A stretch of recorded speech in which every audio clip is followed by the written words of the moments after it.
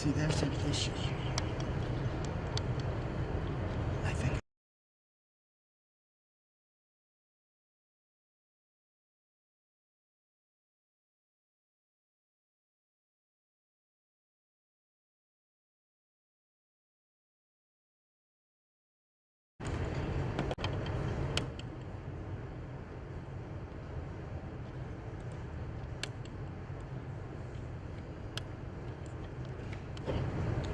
Test. There it is.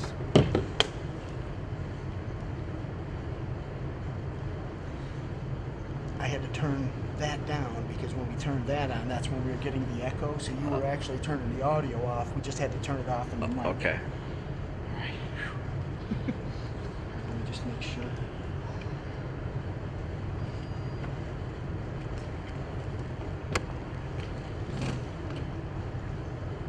Test 1, 2, 3, 4. Test 1, 2, 3, 4. Test 1, 2, 3, 4. I can hear you. Okay. So do you want, like, what time is the first one? 2:05? Do you want me to, like, call them over? Yeah, we can get them like right at 2 o'clock. Okay, yeah. And then when the 10 minutes or 12 minutes is up, you say thanks for your time. Yep. And then the next signal group for the should next be, group. once they were told in the email, once they see the group in front of them go, they should come. Okay.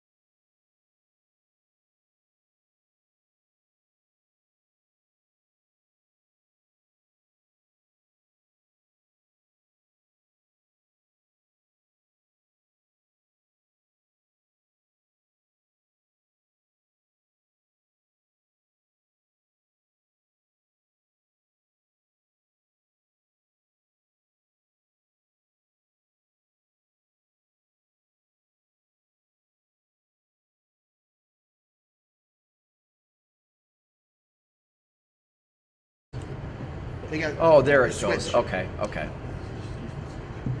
Yeah, so just remember that. So that actually, one turns off. That one's on all the time. Yeah, but you know what happens when I switch cameras? That's when it goes away. So if I try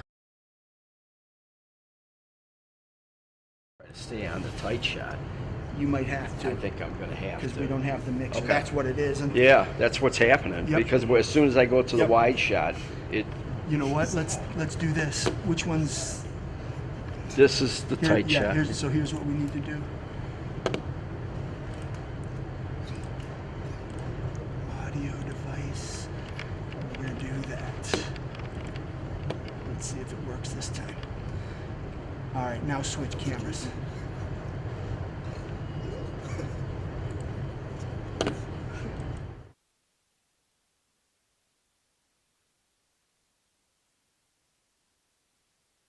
The interview? Yep.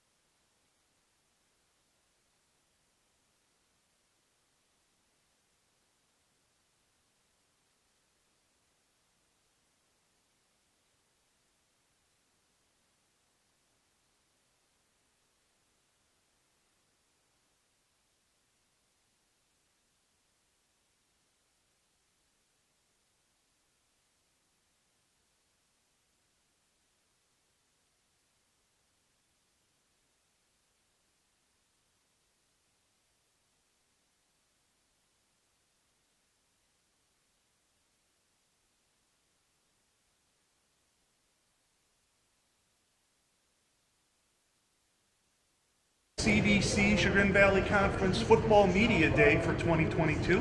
My name is Bill Tilton. Steve Hare was good enough to ask me to help host for him today, and we have a lot of schools to get through on both sides. The stream is going, so you can check that out. And we're going to start out with the Orange Lions. Coach, guys, thanks so much for taking some time on a Sunday to be here.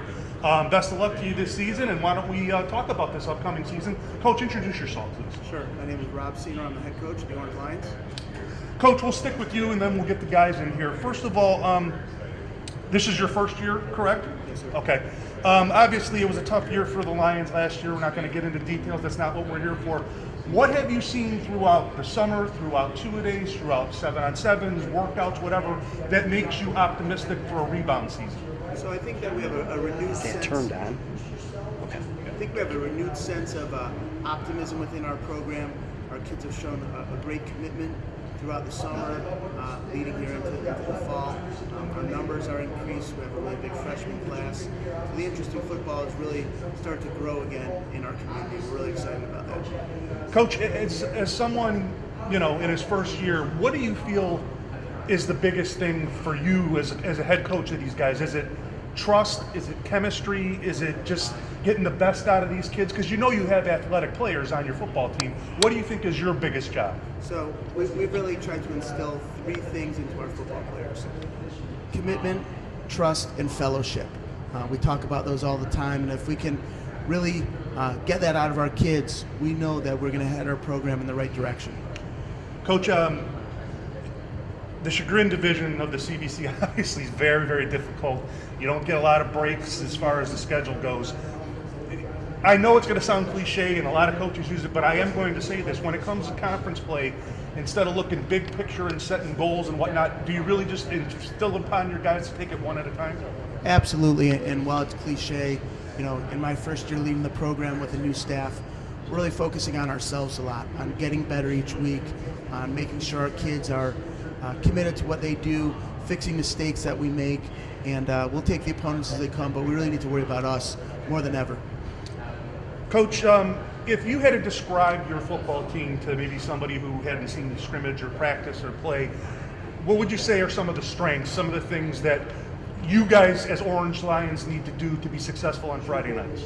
So we have a young team, and with that being said, we have a lot of smart kids. We need to use that to our advantage as much as possible. We're smart, we're scrappy, and we really need to play on that to make sure we're successful on Friday nights. Coach, why don't you go ahead, either I'm going to leave it up to you as the coach. You can pass the mic and have them introduce themselves, or if you want to introduce them down the line, let's get your players in here. Let's let them introduce themselves. Okay, so guys, when you get the microphone, what I need you to do is, speak up. Also, I need you to give me your name, position, and when you're going to graduate, or the year of school you're in. I'm sorry, go ahead. My name is Michael Robinson, senior. I play receiver and cornerback. Okay.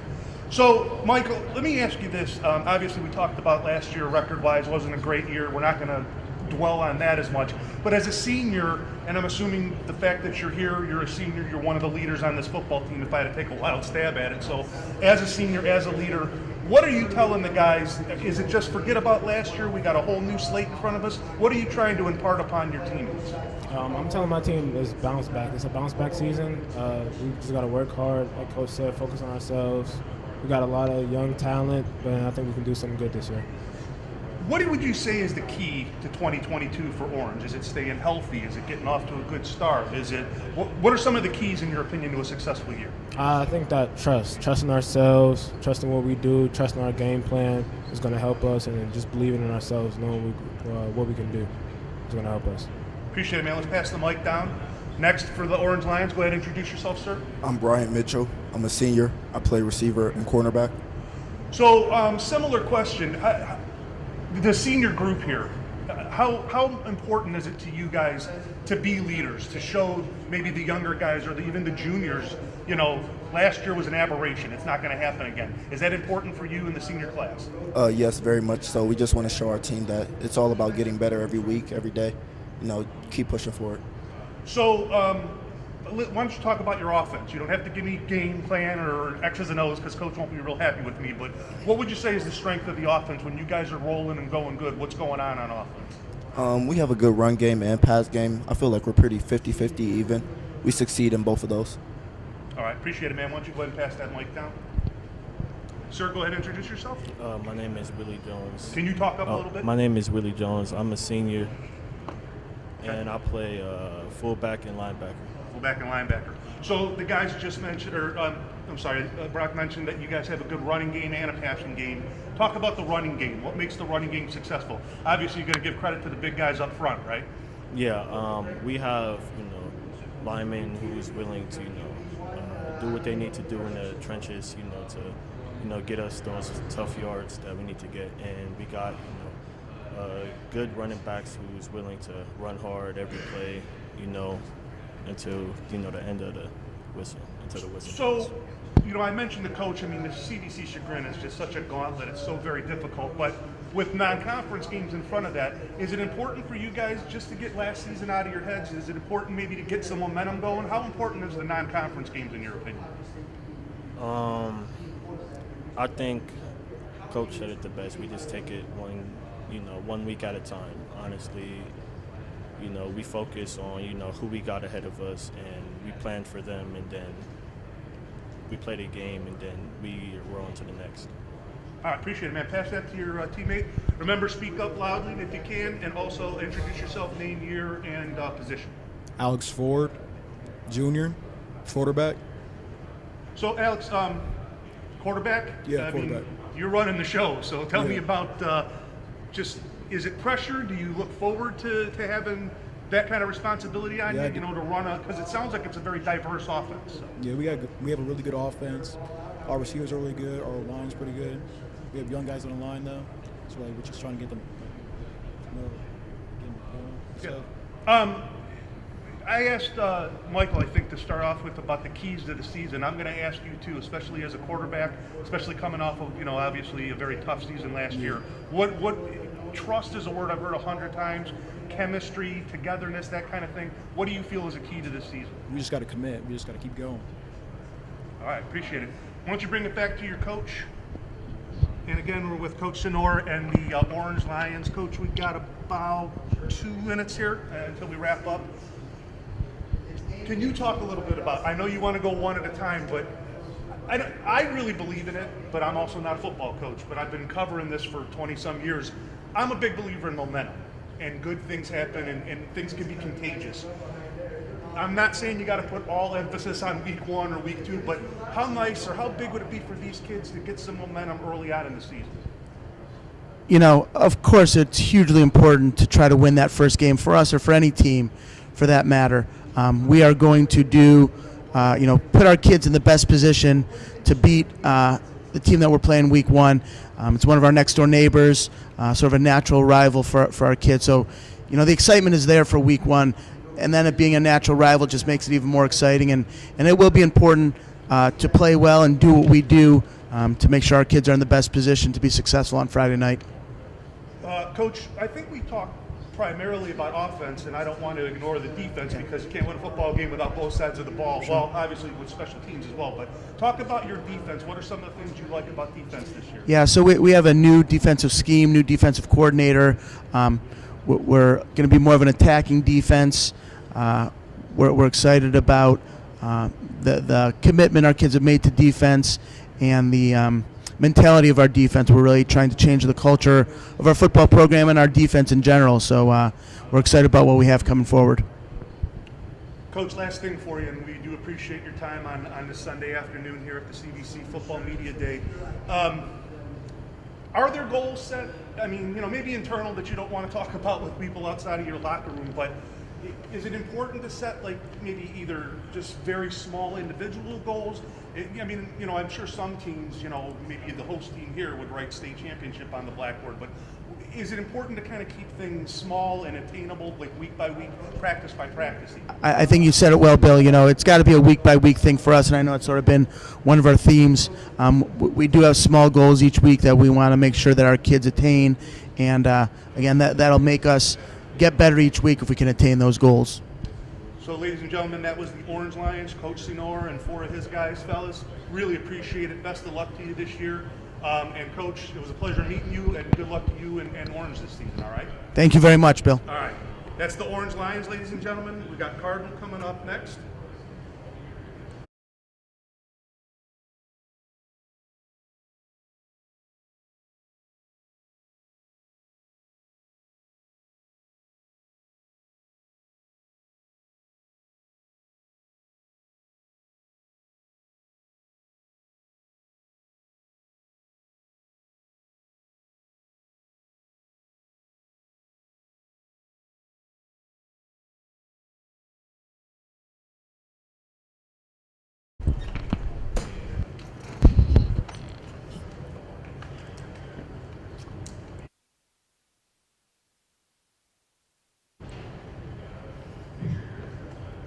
Okay.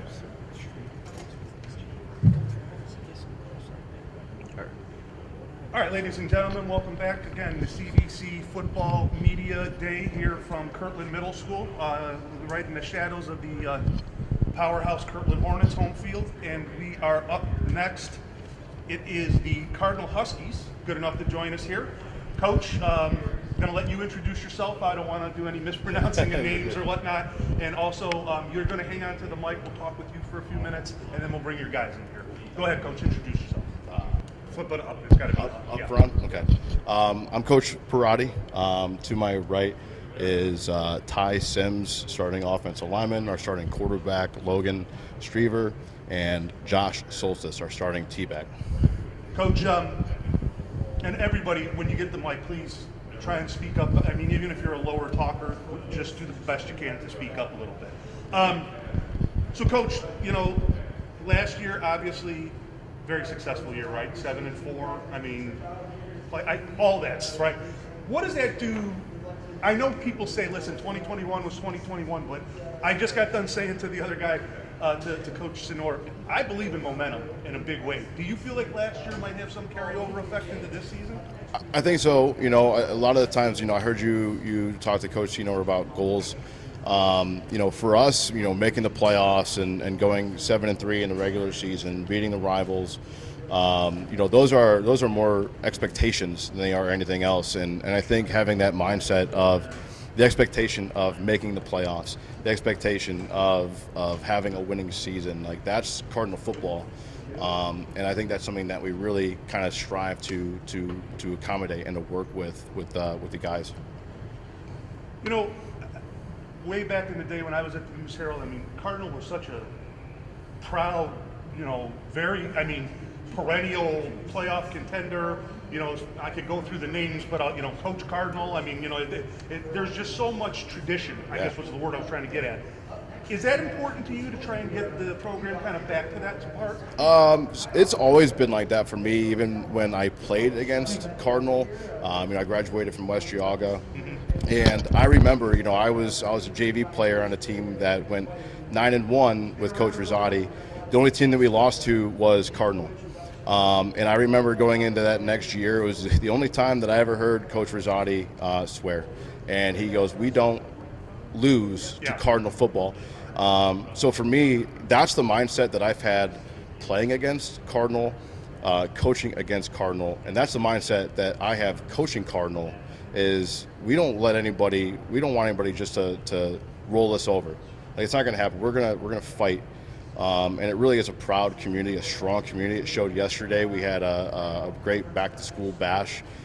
Community showed out, and it really just shows the support and the love that Cardinal Middlefield has altogether.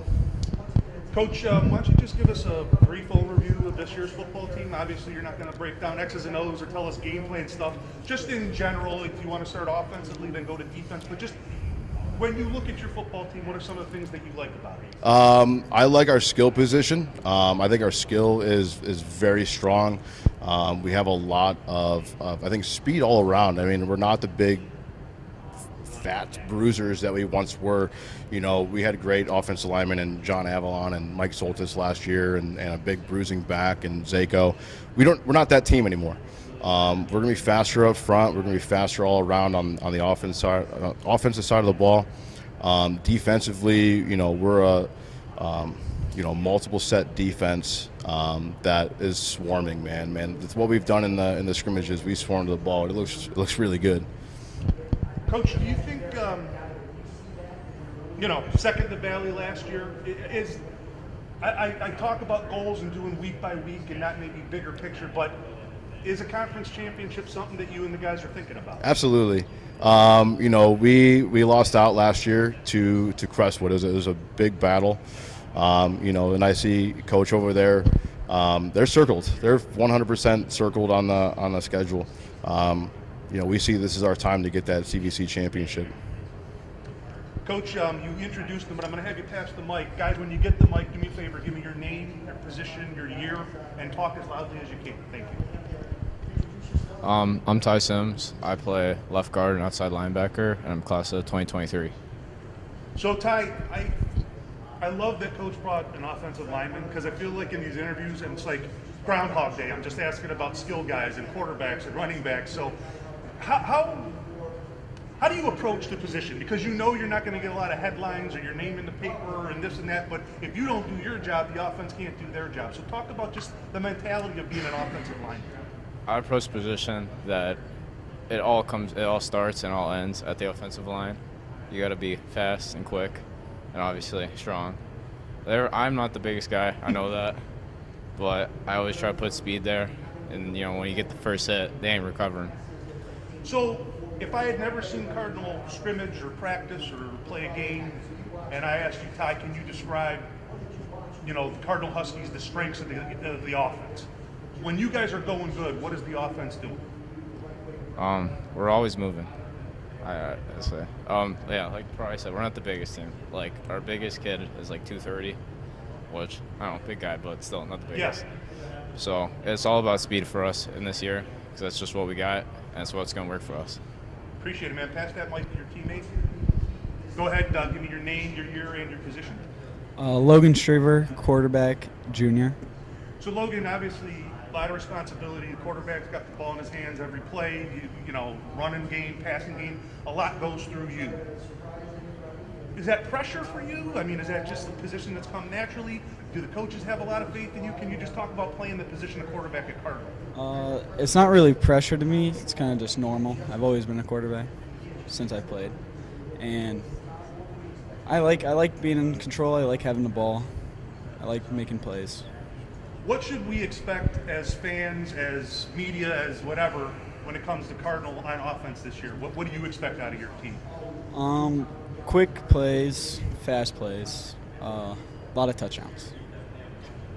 That works. That's a good answer. Can't argue with it. Go ahead and pass that mic to your teammate. And again, I need your name, your year, your position, and speak as loudly as you can. My name's Josh Soltis. I am a running back, and I am a senior.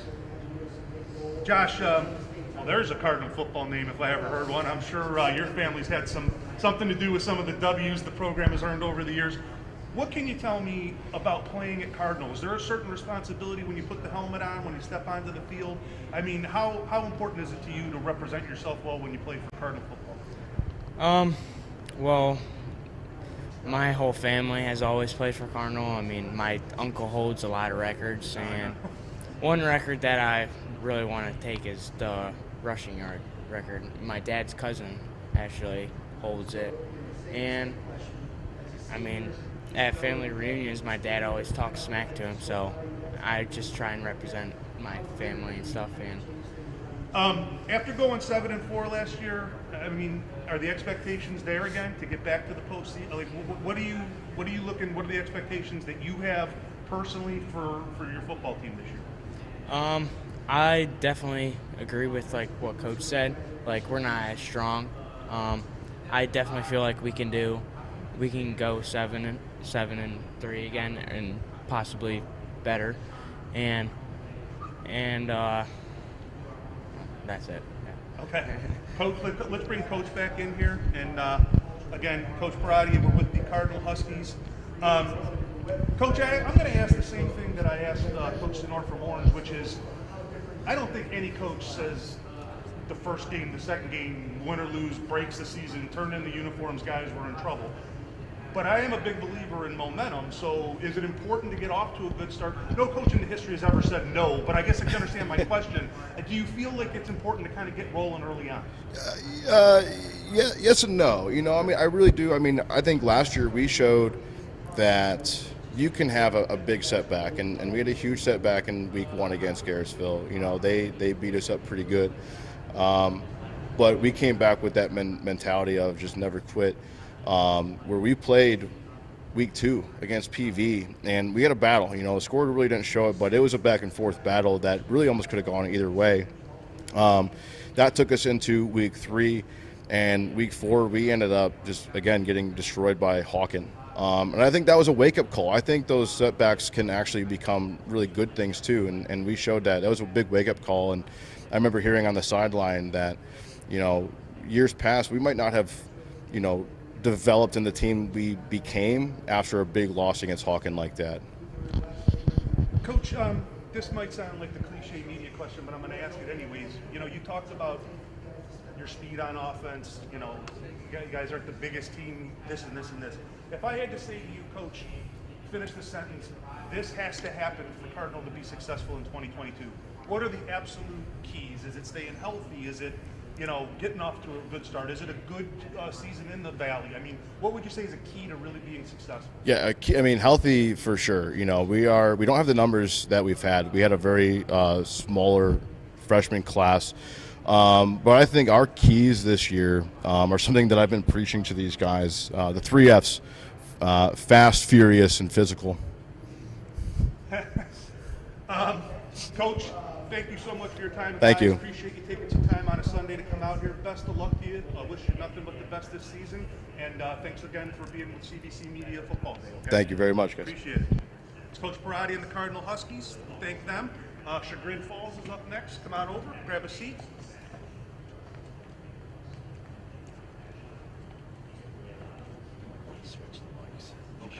How you been, man? Good to see you. Yeah, I know. Hey guys, I'm gonna switch mics. You want to use that one, and I'm gonna use this one. Uh-oh. Thank you. Yes, sir.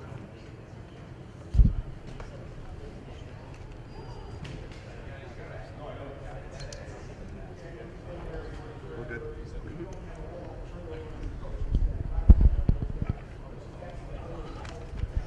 All right.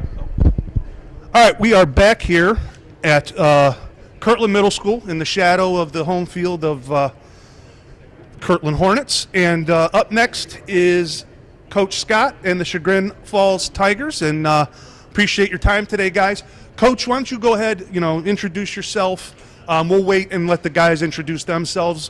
Just go ahead and get us started. Yeah, Coach John Scott, head coach of Chagrin Falls. This is my second year as head coach, but my 24th season on the sidelines at Chagrin Falls.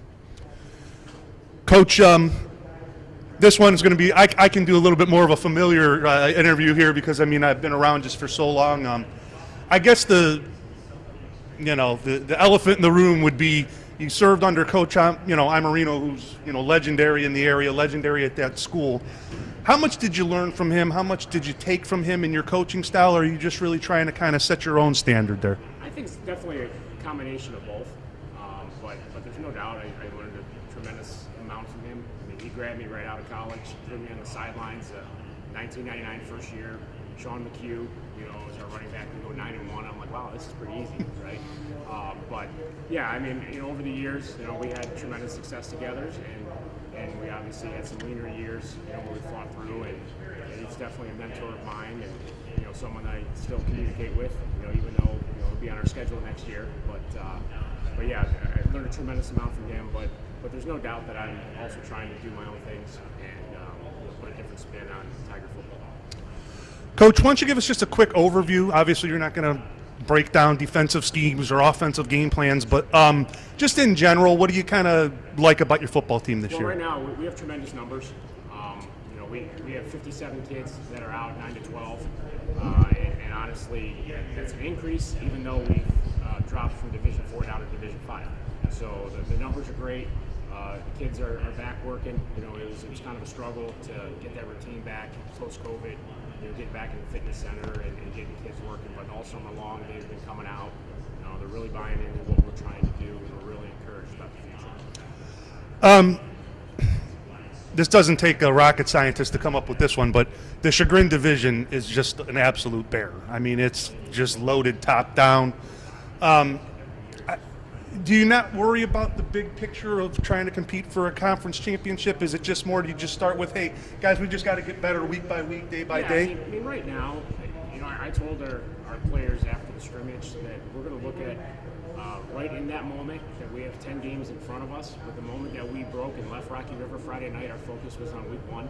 And our goal is just to go 1-0 each week, and we're going to see where that gets us. I think when you have an inexperienced team, to put these lofty goals out there doesn't make a lot of sense. And you want to keep it short, sweet, to the point, and say, hey, this is what's in front of us. This is the only thing that's guaranteed is this game. This is the most important, and that's what we go after. So, Coach, before you get to the CVC, obviously you get 3 non-conference games, trying to get a little bit of momentum going. Sure.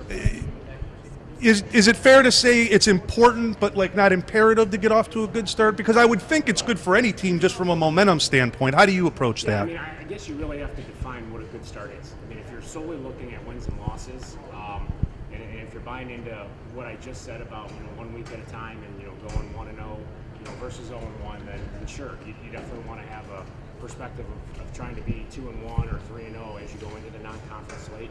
But for us, with us being inexperienced, is whether or not we see growth each week. We don't want to take a step backwards. We want to get better as a football team, so that by the time we're into obviously the CVC games and also potentially getting into the playoffs, we want to be playing our best football. Coach, if you had to pinpoint a couple of keys for this season, is it health? Is it continuity? Is it chemistry? Is it toughness? Is it a little bit of everything? What's a key to this year? Well, by you saying is it a little bit of everything makes it pretty easy to answer. Yeah, of course you want all of that. And having an experience, you got guys doing it for the first time, so they're starting to gain experience. So health is a major factor. You don't want to lose somebody that's just starting to get settled in. We do have 5 brand new offensive linemen up front. We bring back 3 starters in offense, 3 on defense. So the inexperience and gaining those guys experience is what we're really trying to do. So we want to be able to keep them on the field. And we have a lot of young kids that are going to play. So the ability to have some depth on this team and have them on the field on Friday nights, I think, is really going to help us as the season progresses. Coach, we're going to go ahead and have you pass the mic. Guys, when you get the mic, couple things. I need you to speak loud, even if you're a kind of a quiet talker. Give me your name, your year, and your position. My name is Luke Cornell, and I'm a senior this year, and I'm going to be our center and defensive end. Okay. So can you talk a little bit about then, you're going to be the center, you're in the middle of that offensive line. Coach said you have 5 new guys up front. Has it been tough to develop chemistry with the other 4 guys? Has it just been a work in progress? How do you feel the offensive line is coming together right now? I think we're off to a good start. We got to learn from a bunch of great players last year that really helped. And we're a pretty close unit, so I'm not worried about the chemistry, but we just need to play and get some experience before we can see what the full potential is. What have you seen throughout the summer, the offseason, from your offense that gives you excitement, anticipation? What are some of the things that you feel the Tigers do well on offense? I mean, we have a great backfield, so I think we're going to be able to move the ball fairly well, even with the offensive line that we have. And I think week by week, as our offensive line gets better, we're just going to get better and better, and our backfield will do even better. Appreciate it, man. I'm going to go ahead and pass that mic. Next up for the Chagrin Falls Tigers, go ahead, give me your name, your year, position. Nicholas Vinci. I'm a senior. I'm the quarterback. Okay, Nicholas, quarterback, I mean, doesn't get any more important than that. I mean, you got your hands on the ball on every play. What do you feel, is it a responsibility? Is there any pressure? Because there's been some pretty darn good quarterbacks that have come through Chagrin Falls. So.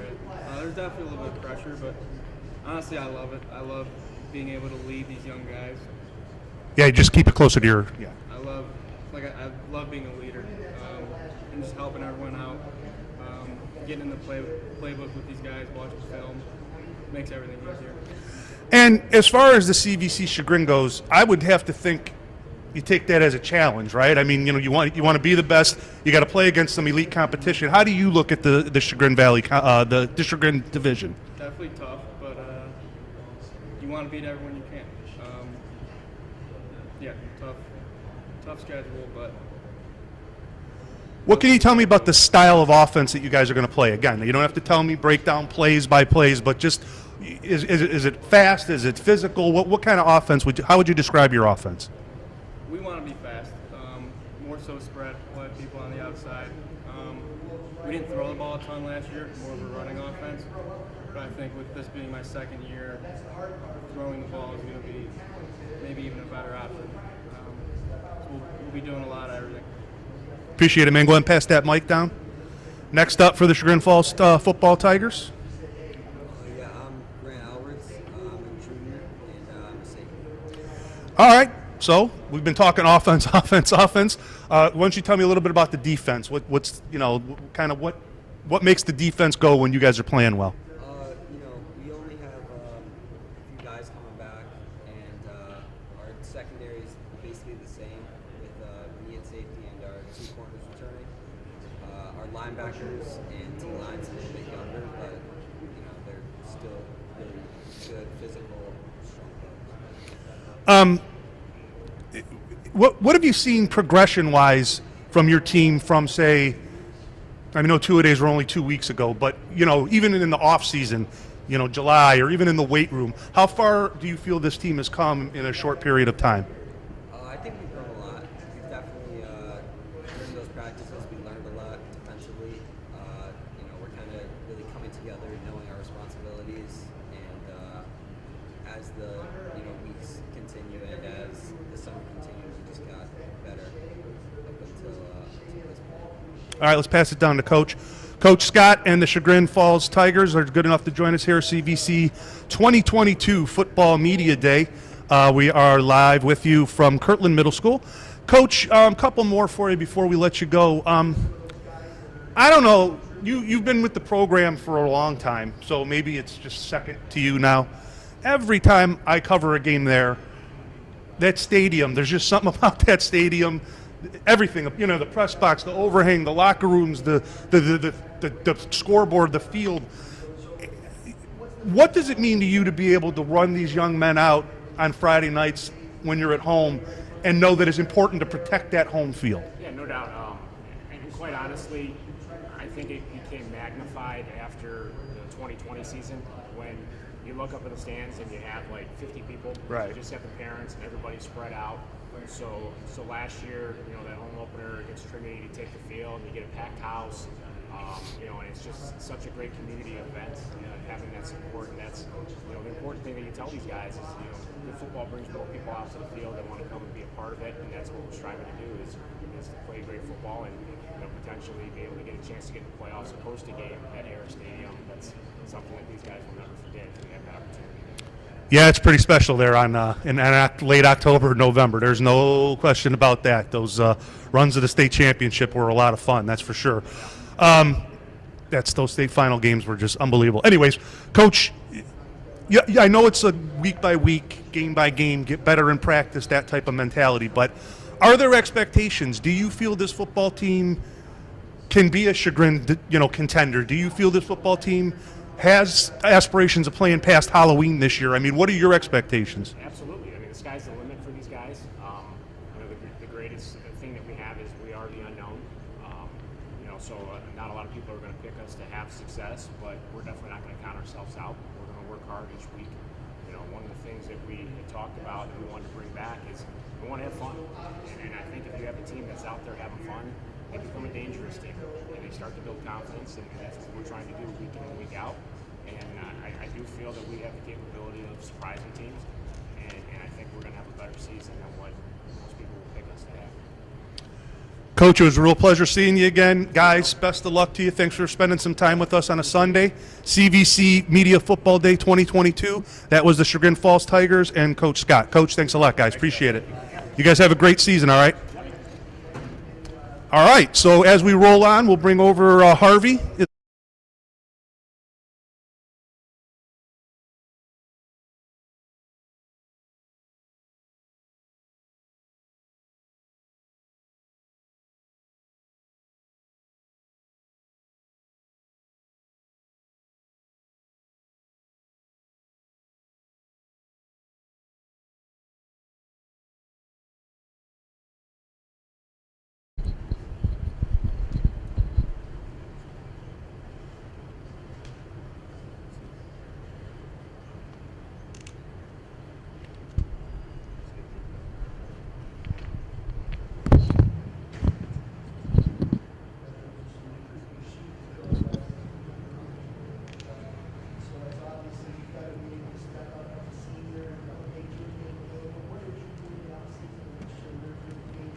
Guys, don't be afraid to put the microphone right to your mouth because it's hard to hear you guys.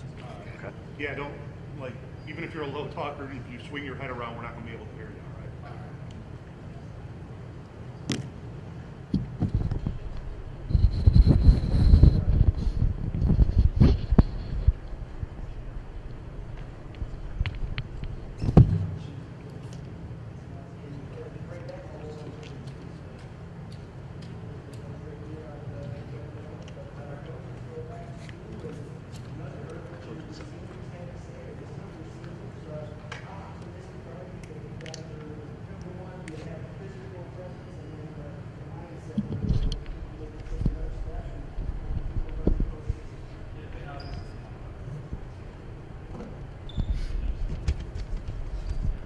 All right, welcome back. Again, live here from Kirtland Middle School on the campus of the Kirtland Hornets. We are rolling live with CVC Football Media Day 2022 edition. And next up is the Painesville Harvey Red Raiders, and we are with Coach Mockner. Coach, go ahead and introduce yourself. Hang on to the mic. We'll get to the guys in just a minute. Mickey Mockner, head football coach, Harvey High School. Thanks for having us today. Coach, obviously you and I go back quite a while. I mean, I've asked you this before on various platforms, but I'm going to do it for the folks watching on the feed here for the CVC. You're an alum. You played quarterback at Harvey High School. I mean, your dad's legendary at that school. Your last name. Is it a lot of responsibility for you as the head coach at your alma mater? Or is there any pressure involved? What's it like to be back there? I would say there's some pressure. I mean, at the end of the day, it's I'm just happy to be where I'm at. Blessed with the opportunity to be the head football coach at Harvey High School, a place that's near and dear to my heart that helped grow and mold me into a young man. And just thankful for the opportunity to be part of it. And it's obviously everything means a little bit more. It's bigger than football when you can teach and try to mold the young men of our community and do the game of football. And yeah, sure, some added pressure, but I think there's only one way we're always going to do things, and that's the right way. And we're going to try to hold guys to a certain standard and win some football games along the way. Coach, why don't you give us a brief overview of the 2022 Red Raiders? Coming off a year in which 5-5 football team. Just tell me a little bit about this year's squad. What has you optimistic? So I think top to bottom, this is the most talented group we've had. I think the areas of question right now are where is our leadership going to be? I think we have a lot of underclassmen who are going to play key roles for us. And we have some very strong seniors like the young man next to me that can hopefully lead this thing the right way. But I think our talent is on top to bottom has been very good. It's generated some good competitions throughout the camp and throughout the summer and throughout the camp in August. That is really, iron sharpens iron type mentality that I think will hopefully pay dividends for us as we get closer to the year. Coach, how would you kind of describe the strengths of the football team? What are some of the things that you feel like, boy, if we can get this going, we got a chance to be pretty good this year? What are the things you talked about overall talent, but is there some specifics that you feel can come out and really showcase this team? Absolutely. I think we have some potential playmakers on the offensive side of the ball. Where touchdown dances with all Ohio receivers a sophomore last year. Devon Badley had a great year. He's an all-conference guy as a sophomore. Antonio Soto Rodriguez was a field goal guy, but this year he's going to play some receiver. He's explosive. Blaze Collins is another guy who's a running back who's picked up 2 Division II honors this offseason. But I think the strength of our lines, being able to have a defensive line and an offensive line, not having anybody have to start on both sides of the ball, will hopefully be a strength for us this year. And we don't have to overlap too much, and guys will be able to stay fresh as the game goes on. Coach, when we get your guys in here, go ahead and pass the mic to them. Guys, when you get the microphone, give me your name, your year, and your position, and please speak up loudly.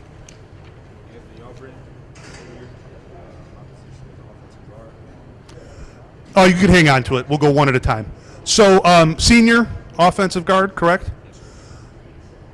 Coach is talking about leadership. Do you feel, as a senior, as part of that final group, or in your final year, do you feel the responsibility maybe to step up as a leader this year for this team? Yes, sir. Last year, the seniors that we had at Berkshire led us in the right path. It's kind of our job to fill positions, fill the spots with leadership and things of that nature. This is a team 5-5 last year. Did that give you a little bit of a taste as far as, what's potential? I mean, what are kind of some of the expectations for this upcoming season? I mean, I'm not talking about what you guys talk about in the locker room. That's nobody's business. But, I mean, is this a team you feel can contend for a division title? Is this a team that, has big goals, or is it just a week-by-week thing? Our team has big goals. Every year since Coach Matthews came to the coaching staff, we get better as the years go on. So this year is going to be more that we have to prove. What would you say keys to the season? Is it staying healthy? Is it getting off to a good start? Is it, utilizing speed, utilizing physicality? What's kind of some keys to this year? Two major keys are playing physical and playing fast. If you play physical and fast, it's really going to break message. So we really just got to work on that. And I think once we do that, it's going to be really hard to beat these other teams. Appreciate it, man. Why don't you go ahead and pass the mic to your teammate? Give me your name, your year, your position. Speak up and keep that mic close to your mouth. So, you said defensive tackle, correct? We just talked a little bit about offense. What do you want to see out of your defense? Is physicality? Is it, being nasty? Is it flying around the football? What do you want to see?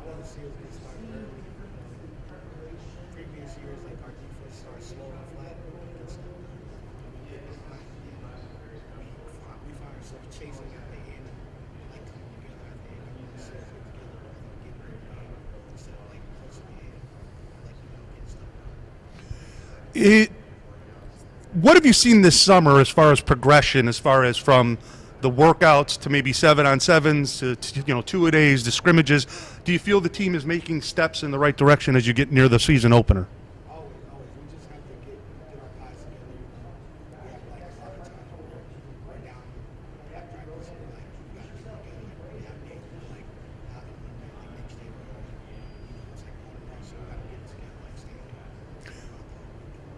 Coach, as you know, in the opening segment, kind of mentioned leadership. Where's the leadership going to come from? Do you guys feel, I'm assuming since you were asked to be here by Coach, maybe leadership is kind of, what he's looking for out of you. Do you feel a responsibility to provide leadership for this team? Yes, I do. I feel like I do have to step up more, hear your voice a lot more, instead of like just sitting back and relaxing, like hearing the coach talk about a lot at the same moment. It's a lot of pressure, but we got to get it done. All right, pass the mic to your teammate, please. Name, year, position. Speak loudly. Hold the mic up.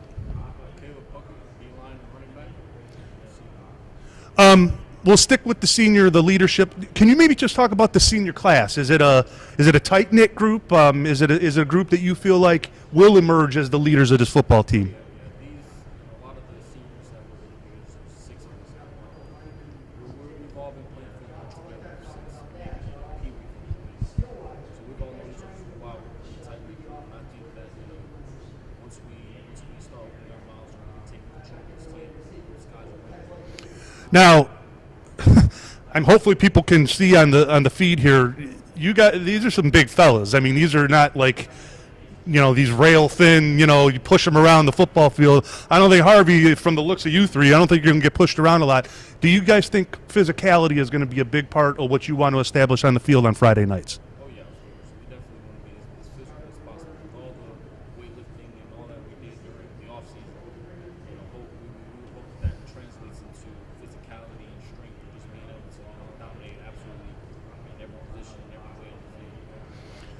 Now, I've asked this from each team, so I'm going to keep it going. But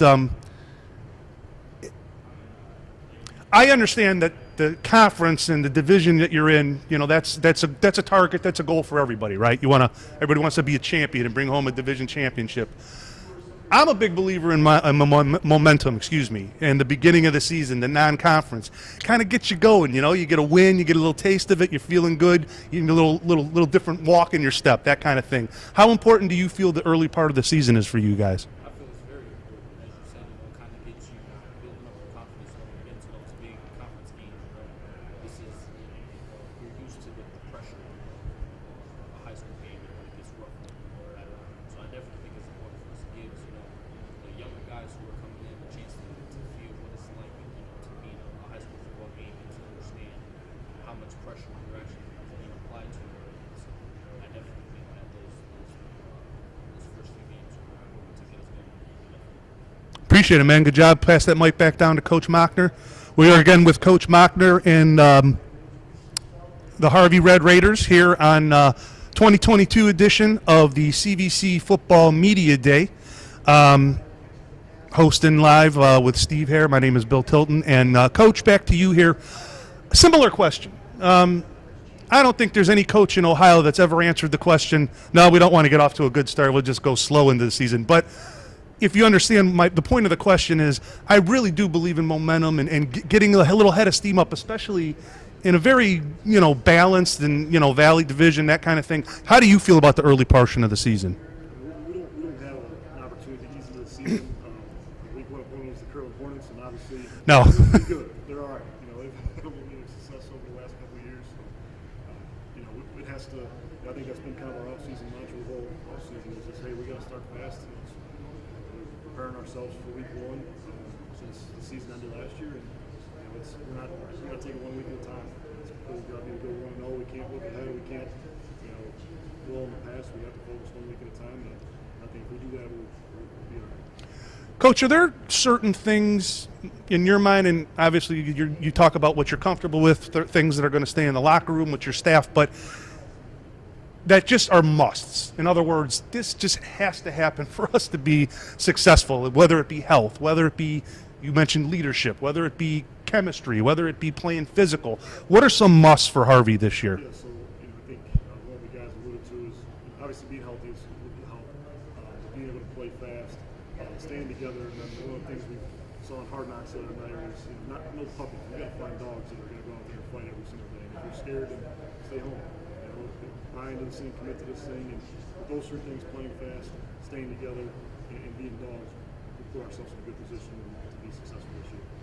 Coach, it's always good seeing you, man. I hope to see you guys on Monday nights, and we talk about that some other time. But congratulations, or excuse me, good luck this year. I guess I can congratulate you just for being here on a Sunday, taking some time out of your day. That's important. Good luck this year, all right? Appreciate you being here today. That's the Harvey Red Raiders. Coach Mockner and his guys. It's a good group. Very well spoken. They're big physical kids. I have a feeling they're going to have a really nice year this year. Good job, man. Thanks a lot. Oh.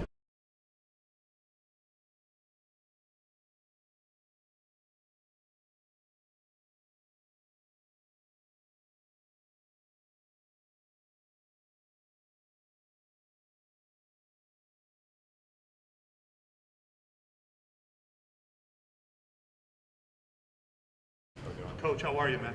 Well, drink something or something? No, were you guys listening to the feed? Our parents, yeah. Oh, they said, okay. Yeah. Do me a favor, guys. I know some guys are just naturally low talkers, but just talk as loud as you can, because he can pick it up from the camera. Okay. It's just that the mic sometimes isn't great. So do we still use the mic? Or? Yeah.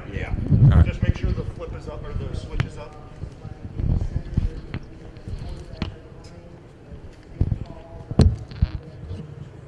Vipers.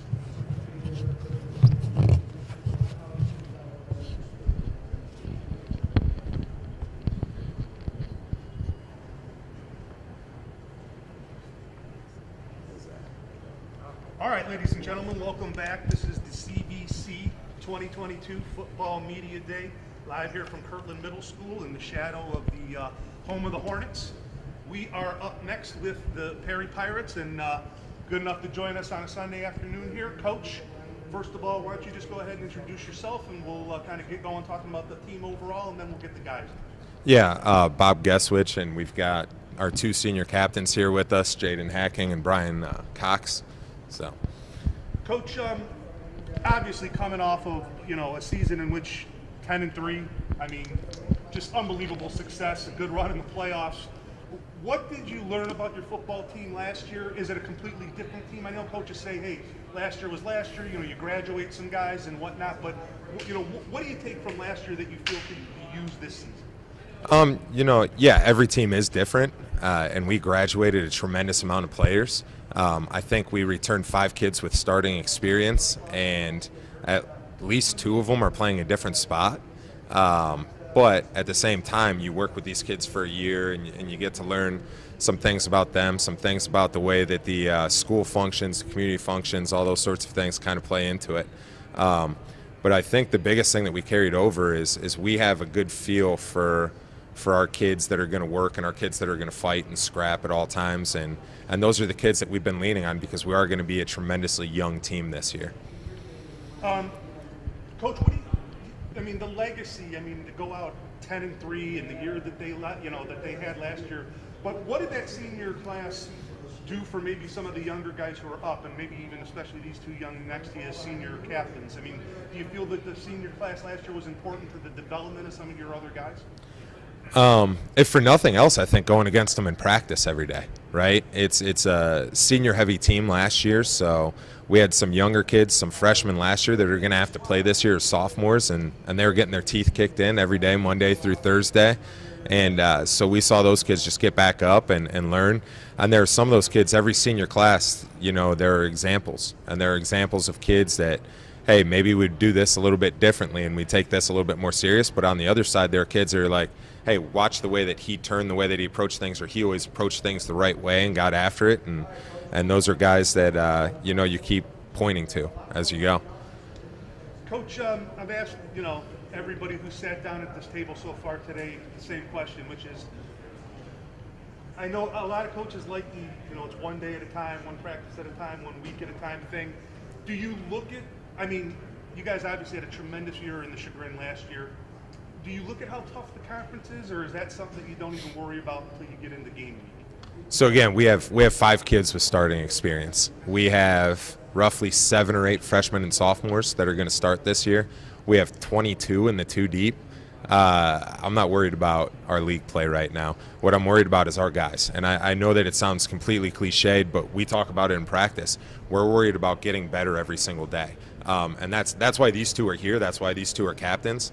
They embrace that. They get better every single day. They get better every single rep. I don't know how many times I've watched Jaden in corner drills, and he's making the guy across from him way better because of the way that he approaches it. Or we've got young guys on the field, and he's coaching it. Brian does the same exact thing. He's out there in our scrimmage when we have our freshmen out there, and he's screaming like more coaching points, and sometimes it gets frustrating because I want to say the same thing and look like I'm earning my paycheck, but he's already jumping out there and doing that. So we really are. We're just kind of focused on all that stuff, and we have a brutal out of conference that we have to worry about before we get there too. So no, we're selfish that way. We just focus on us. Coach, before we get to your guys, just an overview. I mean, and obviously you're not going to go into defensive schemes or offensive sets or plays, but when you look at your team as a whole, even though you're extremely young, only 5 guys back, what are some of the things that really have you optimistic for this season? Well, what has me optimistic is guys keep showing up every day. They keep showing up to work. I think that they know that we're going to turn over every stone to try to be successful and try to fit things to them. We just had a conversation with one of our position groups, and hey, what are the 2 to 3 things you feel most comfortable with, and we'll build around those things. So, what I feel best about is I think the majority of our guys are truly bought in, and they're the guys that you can roll with for 10, 11, 12, 13, 14, 15, 16 weeks because you know the type of effort that you're going to get from those guys. And I have been extremely, extremely impressed with our effort this offseason and this preseason. So that's been really good. Coach, why don't we go ahead and bring the guys in, pass the mic. Fellas, when you get the mic, speak loudly if you can, keep the mic close to your mouth, and give me your name, your year, and your position. My name is Brian Cox. My name is Brian Cox. I'm a senior. This year I'm going to be a DN and a punter. So, Brian, let me ask you, start with this. With only 5 guys back with starting experience, what do you as a leader, as a captain, as a senior, how important is it to maybe, like Coach was explaining it before, to show and be that kind of leader, be vocal, lead by example, all that stuff? I think last year the biggest thing was, especially with our defense, is how fast and how we played together so well. So I think this year, it's a lot of, us just showing effort in practice and these younger guys watching that and, holding each other accountable in every snap and every play, even in the weight room when we're going to our meetings and stuff like that. So stuff off the field as well. What have you seen out of your younger guys? I mean, is there a sense of excitement, a sense of, like Coach said, hey, they're showing up and they know they're going to have to play on Friday nights. what, freshmen now are what, 14 years old? Yeah. That can't be easy. You throw them in against 18-year-olds. Yeah. But what have you seen out of your young guys that you like so far? They fight. We have some dogs that are really low. Like they're younger. They're younger, so they show up every day and they're excited. So every day they give 100% effort, and we appreciate that every rep. What would you say is keys to success this year? You don't have to give me game plans or what you want to do on defense and blitzes and that, but just if you say this has to happen for Perry to be successful, what is it?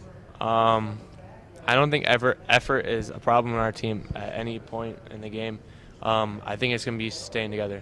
We have a young team, so our team's going to face adversity this year, so that's going to be a challenge at one point in the season, but we're going to play fast and we're going to play our game, so see what happens.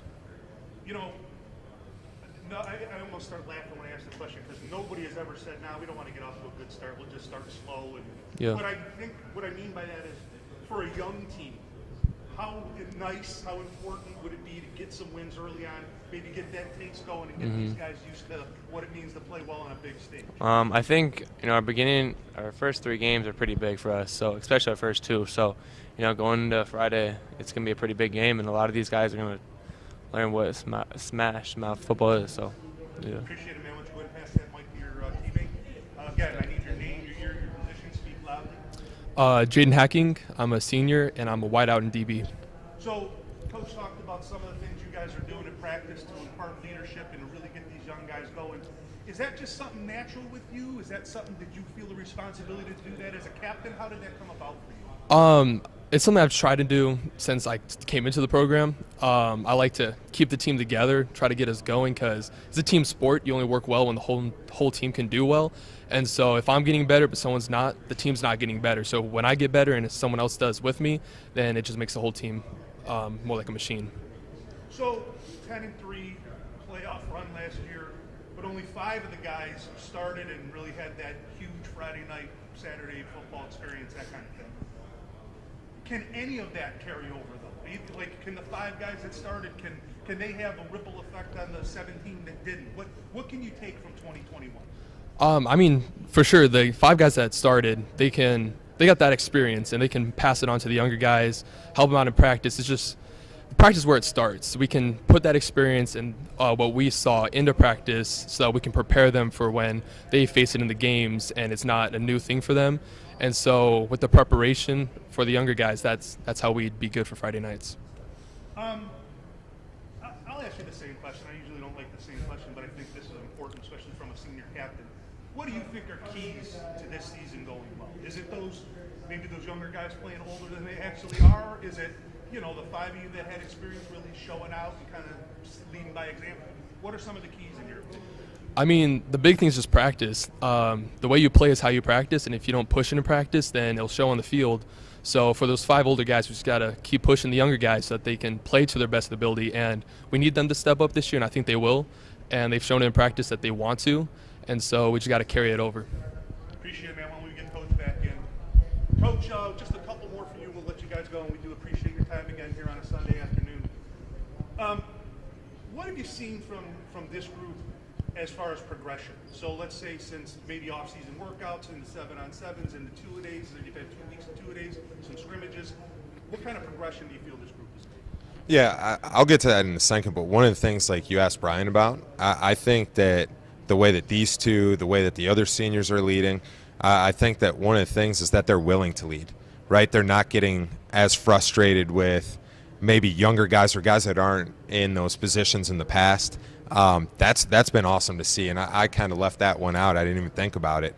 But a lot of times we talk about the people on the receiving end of that instruction, but the guys that are giving that, and it's hard because there's a sense of urgency when you're a senior, right? Brian only has X amount of games left if everything goes well. Jaden only has that.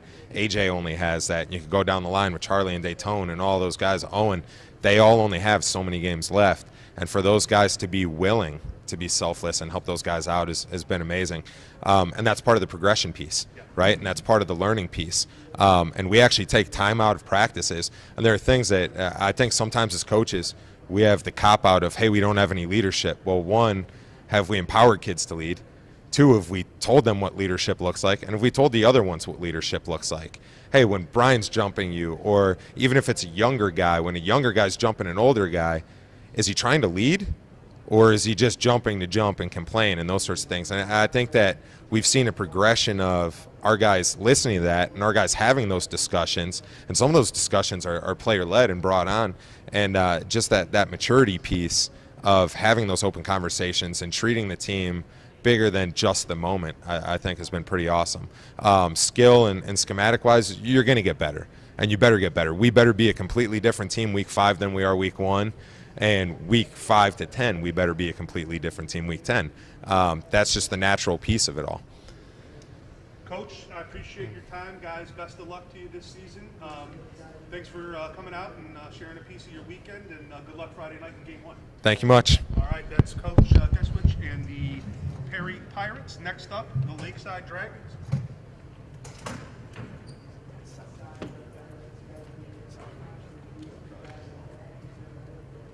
Coach, how are you, man? What's up, man? Yeah, you're good. Yeah, we're about, yeah. He went a little longer. He told me to stick to 12 minutes, so that's what I'm doing. He's good.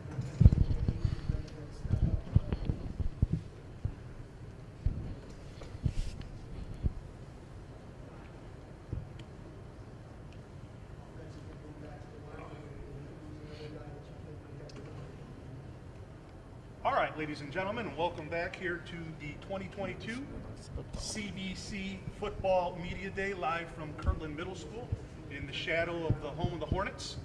And we are, excuse me, up next, we have the Lakeside Dragons. And Lakeside coming off of a 5-5 season, got third in the Chagrin, very difficult conference, obviously. And Coach, why don't you go ahead and introduce yourself? Yeah, Coach Buzz Edwards. I'm the head football coach at Lakeside. Kind of crazy to come back. This was my first job in 05, was Kirtland Middle School, so it hasn't changed much since then. Yeah, Coach yeah. Edwards here. That's kind of a neat little 360 girl wrap around. Yeah, isn't it? Coach, why don't we just kind of start off with, give me a brief overview of this year's group. You don't have to go through defensive schemes or offensive play calls, but just kind of when you look at the Dragons, what are some of the things that have you optimistic? Well, we're excited about this season. We got a great group of kids. First off, we averaged about 88% attendance in a roster from top to bottom this offseason, so that was the best we've had since we've been here, coming off a best season in Lakeside in 16 years. Second playoff appearance last year in school history. We returned 8 out of 11 starters on offense, which is the all-time the best offense in school history. We also returned 7 starters on the defense side of the ball. A couple key additions added in that have come back and joined our program, and a couple key additions on our coaching staff. So we're fired up and we're ready to go. Coach, you know, every year there's just some things that just have to happen to be successful, whether it be senior leadership or young kids playing older than they are, or chemistry, or staying healthy. When you look at your football team, are there some musts, some things that just absolutely have to happen? Yeah. You know, number one, we got to stay healthy. You know, depth is an issue for us. I don't want to say issue, but it's a concern. You know, in Division II, Region 5, and being the largest school in the CVC, you know, we make the playoffs last year and play Hudson, and you know they play 18 different guys in the first half on offense. You know, and they rotate in 16 different guys in the first half on defense, and none of them are two-way guys. You know, we got 18 kids playing both sides of the ball all together. So it'll be key for us to stay healthy throughout the year. Our senior leadership has been fantastic since the offseason. They've really taken control of this group. We're excited about how they're going to lead us through the season and into this, into the first 3 non-conference games and then into CVC. Coach, if I were to say, if you had to describe kind of the style or if somebody hadn't seen Lakeside play and they wanted to know, would you describe your team as physical, quick, diverse, versatile? You know, I mean, is there, how would you describe the way you guys play football? I'm an offensive line guy, so you know we're going to come out and we're going to attack you. You know, we're going to run the football. We're going to figure out a way to run the ball. We got a good crew up front, but you know we want to play fast. We want to play physical, and we're going to fight. You know, our kids play extremely hard. They've bought into what we're doing here at Lakeside, and you know we're going to get after you on all 3 phases. And again, you know, I know it's a get better day by day, week by week. You know, game one is what you keep worried about. You're not worried about the last conference game of the year. But as far as getting off to a good start, maybe getting some momentum, some positivity, some confidence, is that something that you key on? And that doesn't mean, that was week one is it or we're in trouble. But I mean, is it important maybe to get off to a good start to football? No, I think it's very important for this group to get off to a good start and develop some confidence going into the season. You know, we open up with you know, 3 Division II, Region 5 teams. Well, now Madison's bumped down to Division III, but you know, all the schools we play to open up are the same size of us or extremely close. So we open up with Brush and then Madison and then East Lake North. So you know, it'll be a good test for us early to see where we're at, and then get into the CVC and play the likes of the teams that we played. You know, Kirtland and Perry and West G and Edgewood and those guys. So, but yeah, we're excited to see where we're at early, and then kind of springboard off of that success, expected success or hoped success into the CVC schedule. Absolutely. It doesn't hurt to have a little head of steam going into the season. No, not at all. No, and these guys are ready. They're fired up. We had 2 really good scrimmages, and we've had a great camp. I'm proud of the work that they put in so far. Coach, go ahead and pass the mic. Guys, when you get the microphone, I need you to do a couple things. Speak loud, keep the mic by your mouth, give me your name, your year, and your position. Go ahead. First up for Lakeside. I'm Michael Olson. I'm a senior, and I play wide receiver and defensive back. Okay. Michael, as a senior, is there a sense of responsibility, a sense of leadership? I know that's something that can't really be forced, but how do you feel about yourself and the seniors as a group, as leaders of this football? I think we all make really good leaders. The younger players really look to us for advice, and I think we give good advice, and we really get them on the right track, doing the right thing, and giving good energy and good effort in practice. What have you seen this summer through 2 days, off season, 7-on-7 scrimmages, whatever, that has you optimistic? Are there some things that you've seen about this team that I wouldn't say surprised you, but when you see them happening out on the field, it gives you confidence that you're going to be a good footballer? Yes. We have a lot of returners, and I say a lot of experienced guys coming back. So seeing them have really good off seasons and doing good in the weight room and having good 7-on-7s, I think that really boosts our confidence. And we have a lot of younger guys doing good things. So I think that's good to see. Everyone likes to see that as a football team. Okay. Good answer. Appreciate it. Pass that mic on to your teammate. Again, hold it up, speak loudly, and name, year, and position. My name's Alex Salvatore. I'm a junior, and I play quarterback. Quarterback, is that Yeah, right? yeah, Okay. yeah. So obviously, you don't get much more responsibility than that. Balls in your hands on every play. What can you tell me about your offense in general, and maybe your role as the quarterback and kind of running the show? I think we can fire and do pretty much anything we want on offense. We can run, throw, do anything. I'm very confident with everything that we have to do. We have our entire O-line other than one guy's returning. Our entire receiving corps is returning. So I'm very confident that they will pick up where they left off and just keep moving forward. Coach is an offensive line guy. You mentioned the offensive line. No. I'm just kind of giving them a lead in. But can you talk about how important those guys up front are for you? They're not going to get their name in the paper, but if they don't do their job, you can't do yours. It's crazy.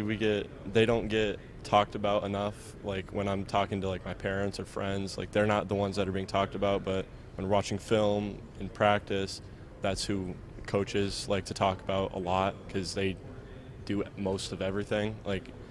Just giving him a hole to be able to run through, he'll do what he has to do, but when we have a good O-line that can help him out, it's even better. Appreciate it, man. Go ahead and pass the mic down. Speak loudly, hold the mic up to your mouth, and name, year, and position, please. Jay Sean Sanders, class of 2023. Okay. Running back. Some guys just naturally are kind of low talkers, so that's okay. Mm-hmm. Coach mentioned he wants to have a physical team. He wants to be able to run the football. You run the football, right? So yes. What do you think about the mentality, the approach of this team? Is that exciting for you as a running back? Yes, it's exciting because all our line knows how to attack. He teaches us how to attack, and all we want to do is just, Are there expectations, like whether it be individual, as a team?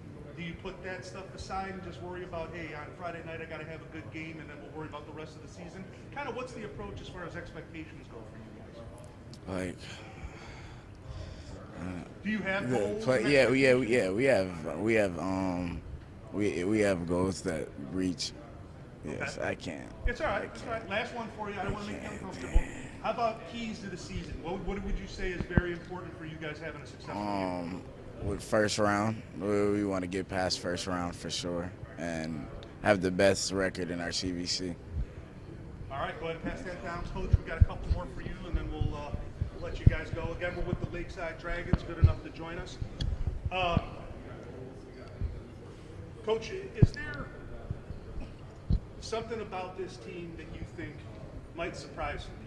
And again, you don't have to say things that you don't want to say, but do you feel, and I don't want to start trouble, but I mean, do you feel like, you know, at any point that maybe you guys aren't getting enough credit, you're being overlooked? Do you feel that you can shock some people? I mean, being out in Ashtabula, it's kind of a bubble, you know, us and some of those other schools, and we don't really get talked about much out here west, and we kind of like it that way.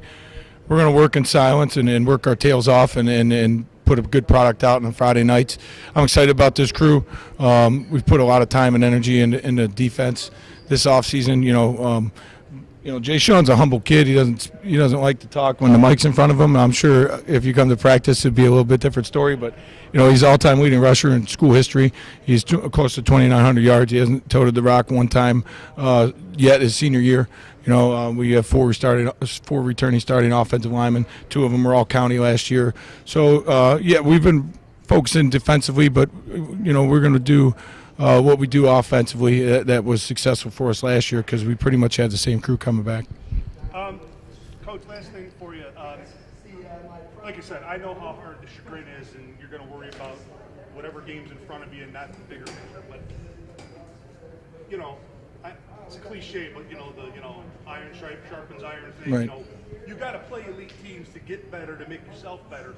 How prepared do you think you would be for a playoff appearance because you played these unbelievably talented teams, Right. the Kirtlands of the world, Chagrin, you know, I feel like your conference has to set you up well. Yeah, I think it does. You know, with Kirtland on the schedule, Perry, West G. You know, with Coach Rosati taking over back at West G and Chagrin Falls, there's good football in our league. Good coaching, real good coaching. It's physical. It's fast. You don't have a week off once you get in our conference play. So I think that prepares you into the playoffs, and also being there last year, you know, and our kids, like I said, first time and second time in school history and been in playoffs in 16, 17 years. Our kids being able to get on the bus and the hype of the playoffs and all that. So, you know, we're going to take this season week by week, and we're going to take it snap by snap and try to put out the best version of ourselves every play. And I think if we can do that and stay focused on the details, I think the big picture will take care of itself. Well, Coach, it was a pleasure seeing you again, meeting your guys, and thank you so much for coming out. It's a long drive out here on a Sunday afternoon. A couple more days until week 1. Everybody's getting excited, so appreciate your time. Good luck to you this season, and hope to see you again soon. Thank you, man. Thanks for having us. Take care, guys. That is the Lakeside Dragons. Again, we're 2022. Brooklyn's up next.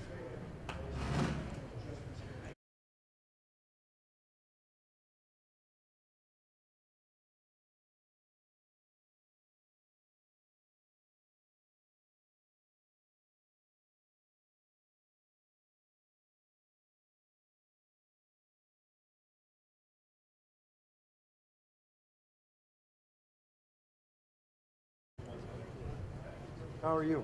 Good, Coach. How are you doing today? Really good, thank you. Thanks for coming out on a Sunday. Sure, we're happy to be here.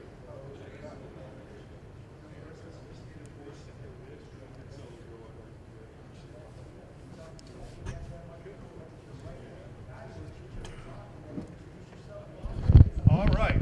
Again, folks, we're back here at Kirtland Middle School, shadow of the home of the Hornets right next door.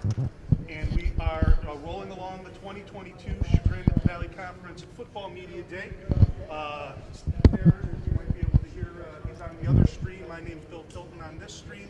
And up next on the panel, the Brooklyn Hurricanes. And we're with Coach. Coach, I'm going to let you go ahead and introduce yourself, and then We'll talk to you for a little bit, and then we'll get your guys on. Okay, thank you. I'm Tim McFarland, head football coach at Kirtland High School.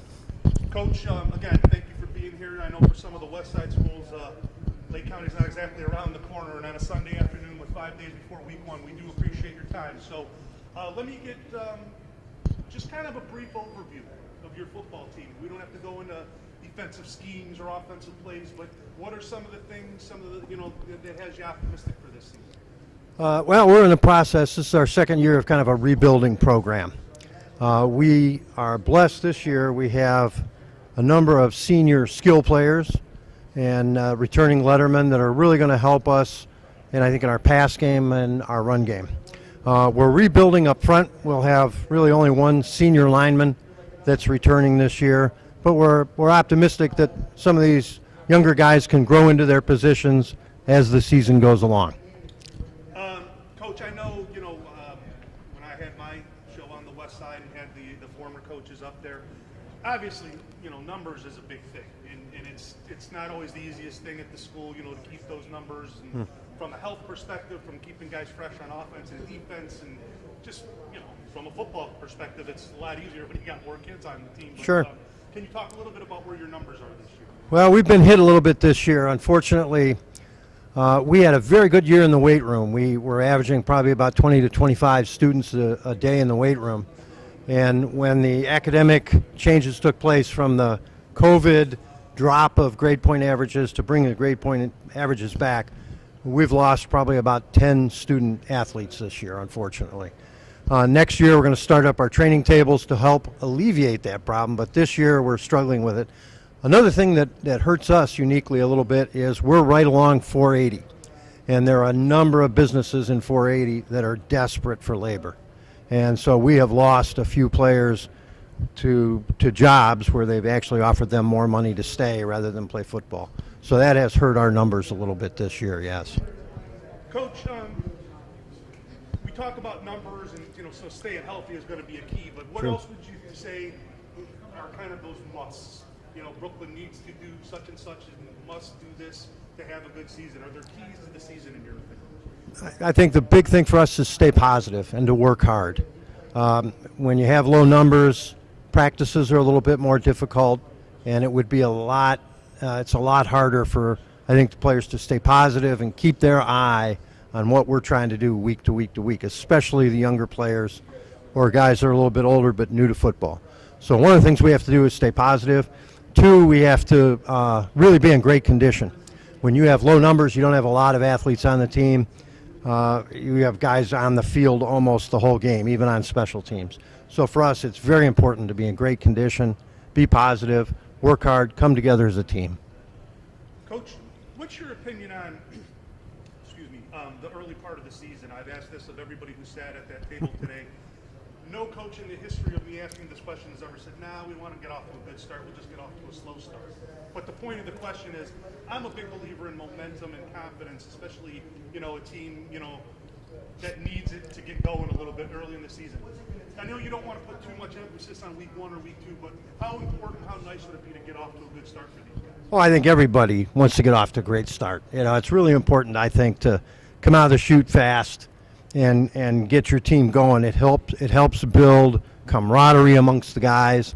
It helps build, like you said, momentum going into conference play. And it really is something that we're going to try and do this year, is get out quick. Last year we started very well. We won our first 2, and I think it helped really start to transform the kids in the program and the program itself. It made us a much better team down the stretch last year. Coach, why don't we bring in your guys? Go ahead and hand the mic off. Guys, when you get the mic, here's what I need you to do. Speak loud, keep the mic close to your mouth, and give me your name, your year and your position. My name is Jaden Basinger. I'm a quarterback and a safety, and I'm a senior. So quarterback, doesn't get any more important on a football field. Yeah. Just talk about playing the position. You feel, is it a responsibility? Is it pressure? Is it fun just because you're running the offense? How do you approach the position at work?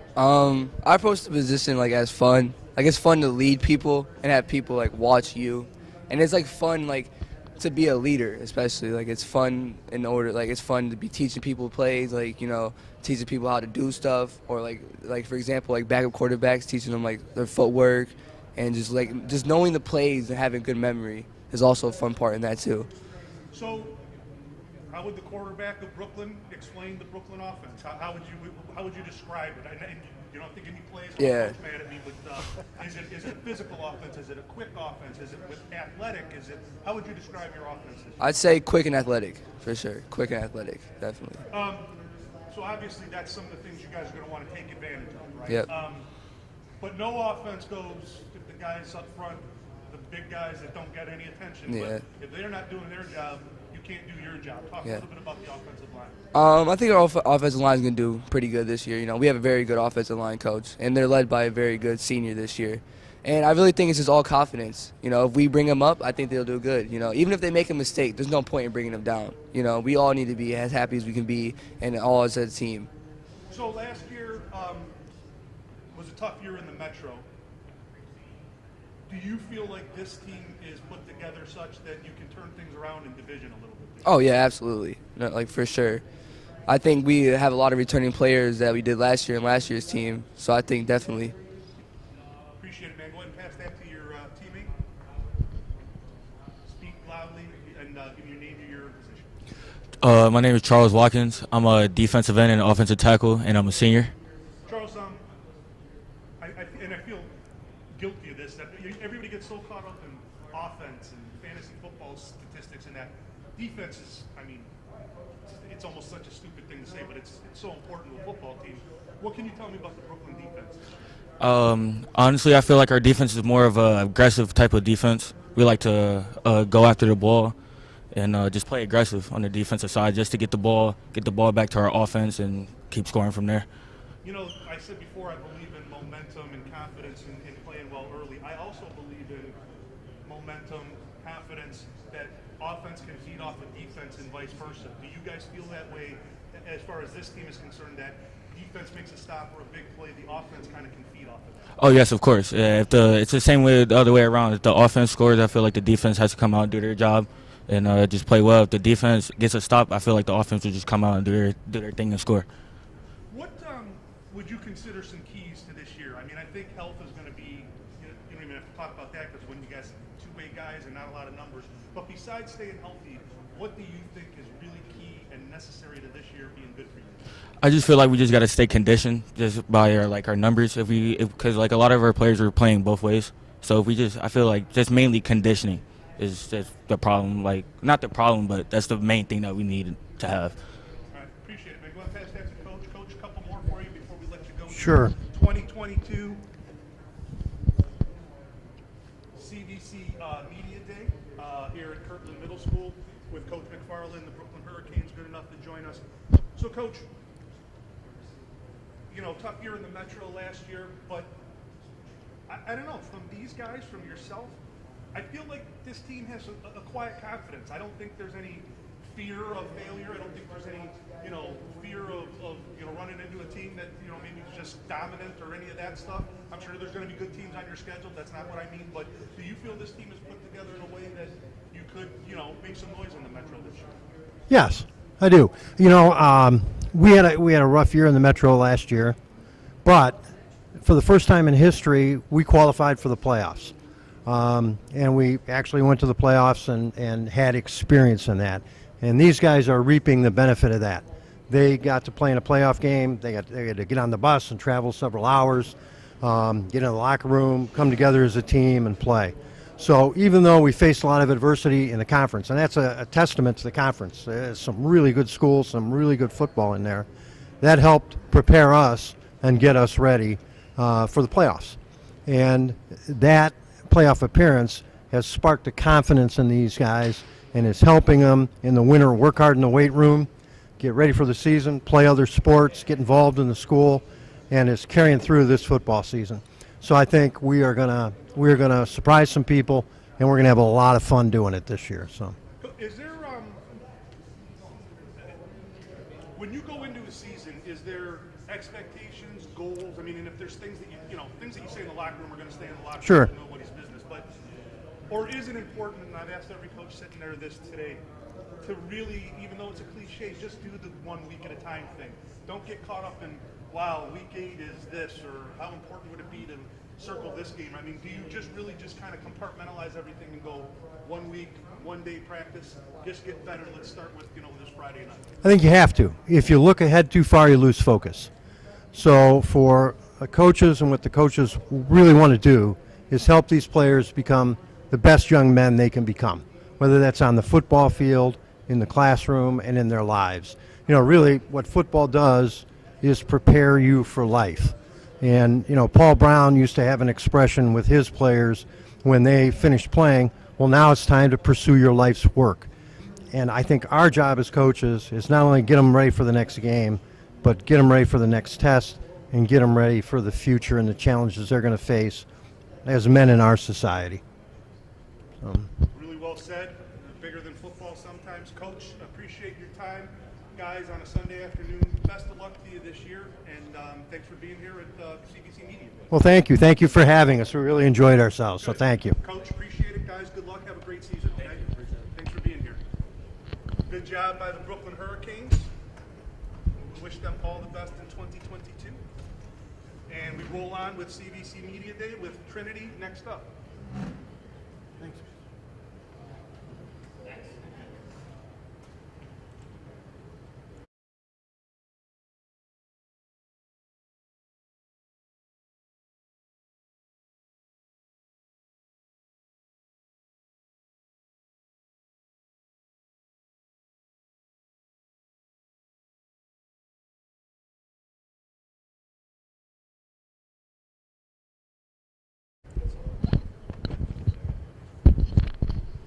How are you, man? Good. How are you? Good. We are with, but Dad was too busy. He couldn't make it. Yeah. Dad's too busy. He's working today. I know the family very well, so I'm just giving Coach McSweeney a little guff here. If he's watching on the stream or if he catches wind of it, yes. Bill Tilton was giving you crap. Great to see you, though, Coach. Yeah, you as well. I'm kind of doing it off the cuff because I'm very familiar, very comfortable with you guys. But yeah. To the point at hand here on CVC Media Day, why don't you go ahead and introduce yourself? Yeah, I'm Coach Ryan McSweeney. I'm one of the assistant coaches and offensive coordinator at Trinity High School. Next to me, we have two seniors, Michael Miles and Mitchell Jones. Coach, before we get to the guys, a couple questions for you. You and I have talked numerous times over the years as a player, as a coach, as just two guys sitting around and shooting the crap. Give me a little overview of this year, Steve. Not specifics and defensive schemes and that type of thing, but what do you like about this group? Yeah, as you know, we're not the biggest school in the world, right? We're going to have anywhere, 30 some odd guys. I've kind of told a lot of people this offseason, we have what seems to be a great group of kids and a great team. Anytime you graduate a kid, and I don't mean to look back on last year and the last 4 years, but Ian Anderson, who was our all-time leading passer and did such a good job, you kind of come back when you lose a quarterback position like that, and you kind of wonder, all right, what are we going to be like?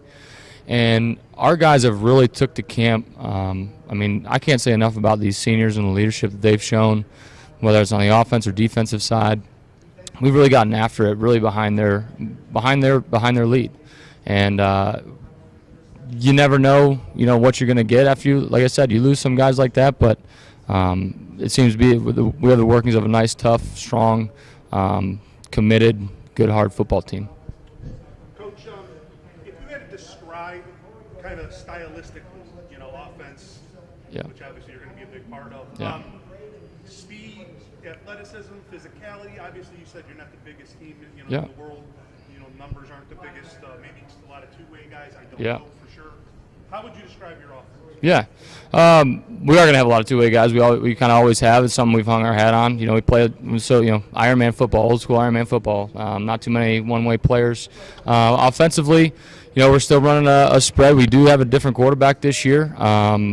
Kid named Aiden Duncan, who's been doing a great job for us. It is his first year playing this position at the varsity level. He got a little bit of time. Last year, kind of behind Ian, he was one of our actually slot receivers last year. He brings definitely a certain explosiveness and different athleticism and different game to our offense, which is pretty scary. We're going to be playing a lot of 11-on-11 football this year, opposed to in the past you've seen Ian, drop back and throw the ball a little bit, but we're solid up front. We do have some speed. We got a kid, senior, who unfortunately couldn't be here today, LeJohn Woods. He's a state qualifier in track. He's been great for us the last 3 years. He's a big part of our offense. Mikey and Mitchell right here are big parts of the offense. Mitchell's one of our running backs, one of our power backs, and Mikey does a little bit of everything. We're going to attempt to spread you out and play some power football and do a little bit of everything, be multiple and execute well. How about the other side of the football, defensively? You're seeing them every day, going up against them, and you're watching them grow and progress throughout the summer. What do you like about the defense? Well, we're actually just talking on the way out here. I actually think if we were to sit there and say, what's the strength of our team, I think it's going to be our defensive line and our linebacking. We do have a pretty big defensive front, it's anchored by 2 seniors and 2 juniors. And then you have these 2 back playing at the linebacker positions. And then even our safety player, LeJohn Woods, and we have a new kid, Antonio, who's playing fantastic for us at safety. So we're going to be able to play some defense, I think, a little bit. Our defensive line is definitely one of our strong suits this year. We're pretty physical up front on that side of the ball, and these 2 back here can fill it and can run and are pretty athletic. So that our front 7, front 8 are going to be pretty good. Coach, why don't we bring your guys in? Fellas, when you get the mic, and a couple things. Hold it close to your mouth, speak as loud as you can, and give me your name, your year, and your position. It's got to be loud, to be honest. Michael Miles, senior, linebacker, wide receiver. So Coach just talked about linebacker, defensive line might be a strength of the team. As a linebacker, what do you like about the group and the guys that you're playing with on that side of the ball? We're all pretty aggressive, fly around to the football, looking to punish the ball carrier every trip, and we all just fly to the football. Everybody's looking to make a play. So nobody's ever answered the question, we don't care about getting off to a good start, we'll just go slow into the season. But I've asked Coach McSweeney, big Coach McSweeney, a million times, and I think he agrees with me. There is such a thing as momentum and confidence. So how important do you feel it is maybe early on in the year to get some wins and kind of get rolling as you get into CVC play? That's very important. That's always our goal, to win every game, just dominate the other team. But getting something going at the start of the season is very important because just sets you up for the rest of the season. What about keys to the season? Things that you just feel are going to have to happen. I'm assuming health is one, because without a lot of numbers, you probably can't afford to lose too many guys. So what else do you feel has really got to happen this year? We just got to come together as a team. Last year, we had a lot of really, really good athletes, but we just didn't come together as a team. And, the record showed what, we played. So I'd say the goal for this year is just coming together as a team, just playing together, just loving football and just love what we do. Appreciate it, man. Why don't you go and pass that mic to your teammate? And same thing, speak as loud as you can, hold the mic close, and give me your name, your year, and your position. Okay, Mitchell Jones, senior running back and linebacker. What year did you say? Senior. Okay.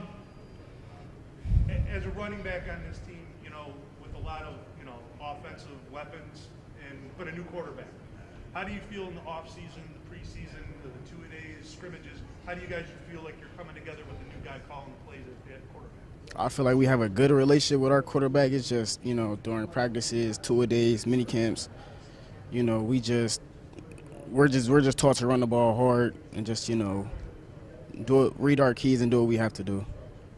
So as a running back, as a quarterback, as anything on offense, you only go as far as those big guys in front of you, because if they don't do their job, it doesn't matter how good you are. What can you tell me about your offensive line this year? Big. Just amazing. We have this kid, Brendan Port. He will move you down the field. He's just really big. But besides him, our offensive line is just top tier. In my opinion, top tier. What expectation-wise, and I'm not asking you to tell me about stuff you guys talk about in the locker room that's between you guys. Nobody needs to hear that. But do you set any kind of goals for yourself for the season, or is it just as simple as, hey, we got to get ready to play week 1 next weekend? I mean, where are you guys at from a preparation standpoint?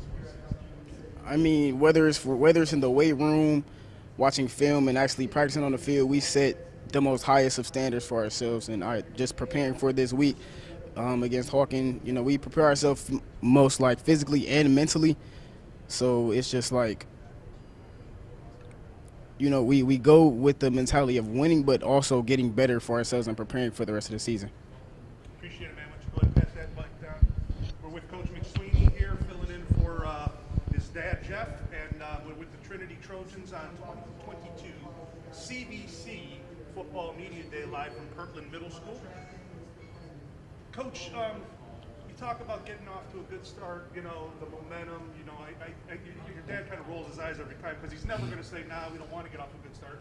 But I think the other half of that is you don't want to put too much pressure on the guys in week 1 or week 2. Yeah. Yeah. Is that a tough line to kind of cross? Certainly, obviously, I think every coach and every team, you know, you're looking to go undefeated every season, right? But at the end of the day, you know, it's a day at a time, it's a week at a time. And if you prepare and you win each day, you win through the week, you win Monday through Thursday, you're probably going to have a good chance of winning on Friday.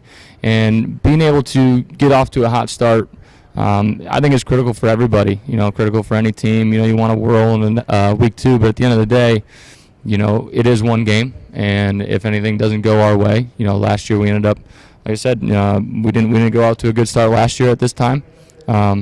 We have to have the ability to move on to the next week. I mean, this conference, you see these teams that are here today and, you know, been in and out all day and interviewing, you know, quite a few of them. All these divisions are very competitive, and I think, you know, Metro is right there. Do you feel this team is put together in a way that you guys might be able to contend in this? You know, I'm not asking you for some bold prediction, but do you feel this team put together where you can make some noise? Yeah, no, definitely. And obviously, you know, Lutheran West won our division last year, and everybody knows that they're the ones that, you know, it kind of goes through. But yeah, I do. I believe that we have the talent, we have the team, we have the chemistry that, you know, if we can get rolling, we can go out there with anybody and have a good chance of winning. And I think we have the ability to play some really good football throughout the year.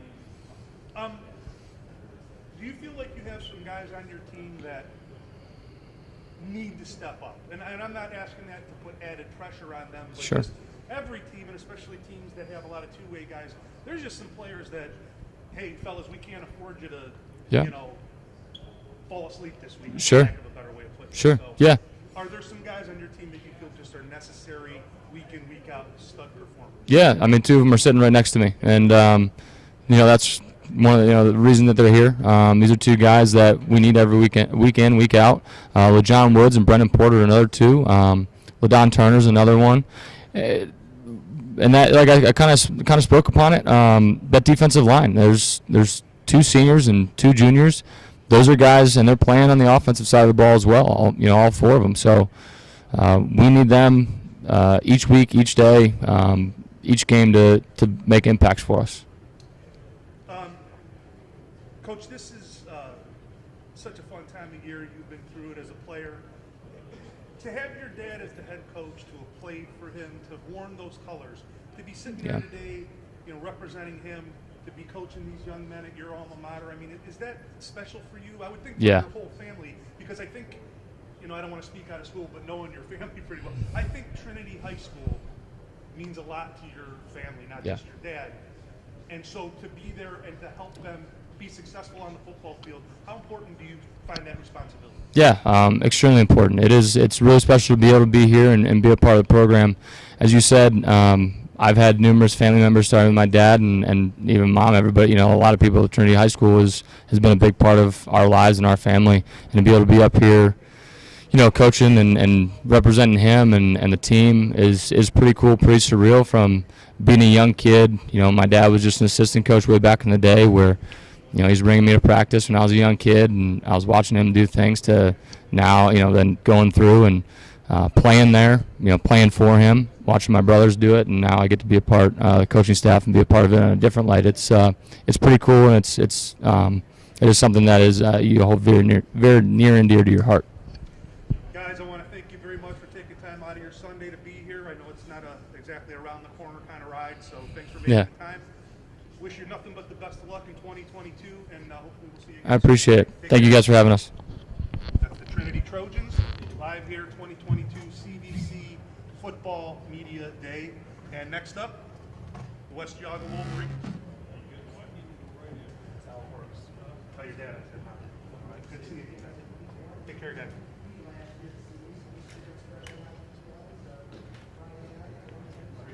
Back at the familiar colors, huh? When I heard, I was like, wow. Yeah. How you doing? Good, man. How about yourself? How's your family doing? Everybody good? Doing well, Bill. Thank you.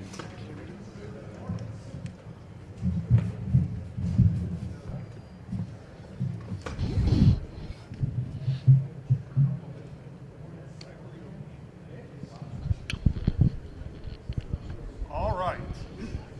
Next up here on the 2022 CVC Football Media Day, very glad to welcome him back to the place where I first met him and covered him during the heyday.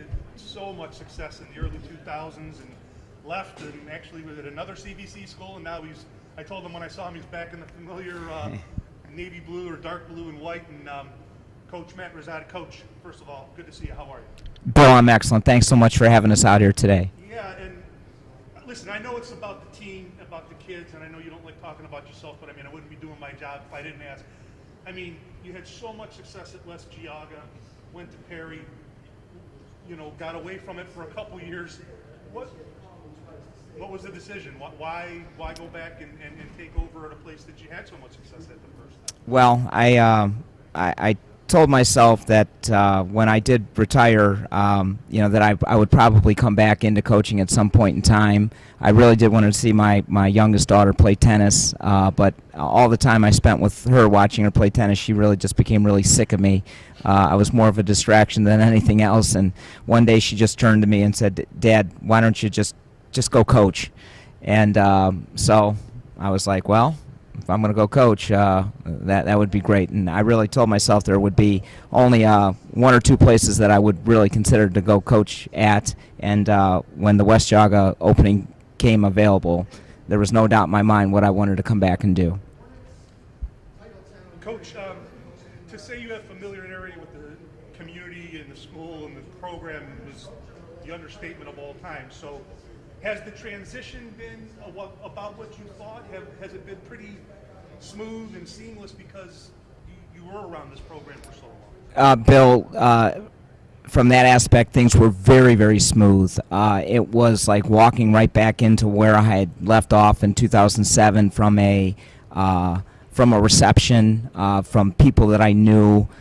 So many familiar faces, kids that I taught, and now their kids are playing for me. It was truly, truly, truly a remarkable experience to come back in. The biggest difference for me is just really the knowledge of our players compared to when we left. You know, there's a lot of things they don't know football-wise that it's going to take some time for us to. They're young and I assume they know things that they just don't know right now, and that's not their fault at all. It's just something that we have to get used to.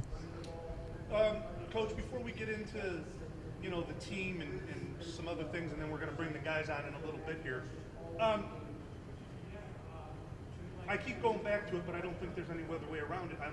Do you feel any pressure or responsibility to kind of bring the program back to where you had it, you know, when you left the first time? I mean, that was a team that, forget playoffs, I mean, it could have been 10-0 written on the whiteboard because you guys had that kind of talent.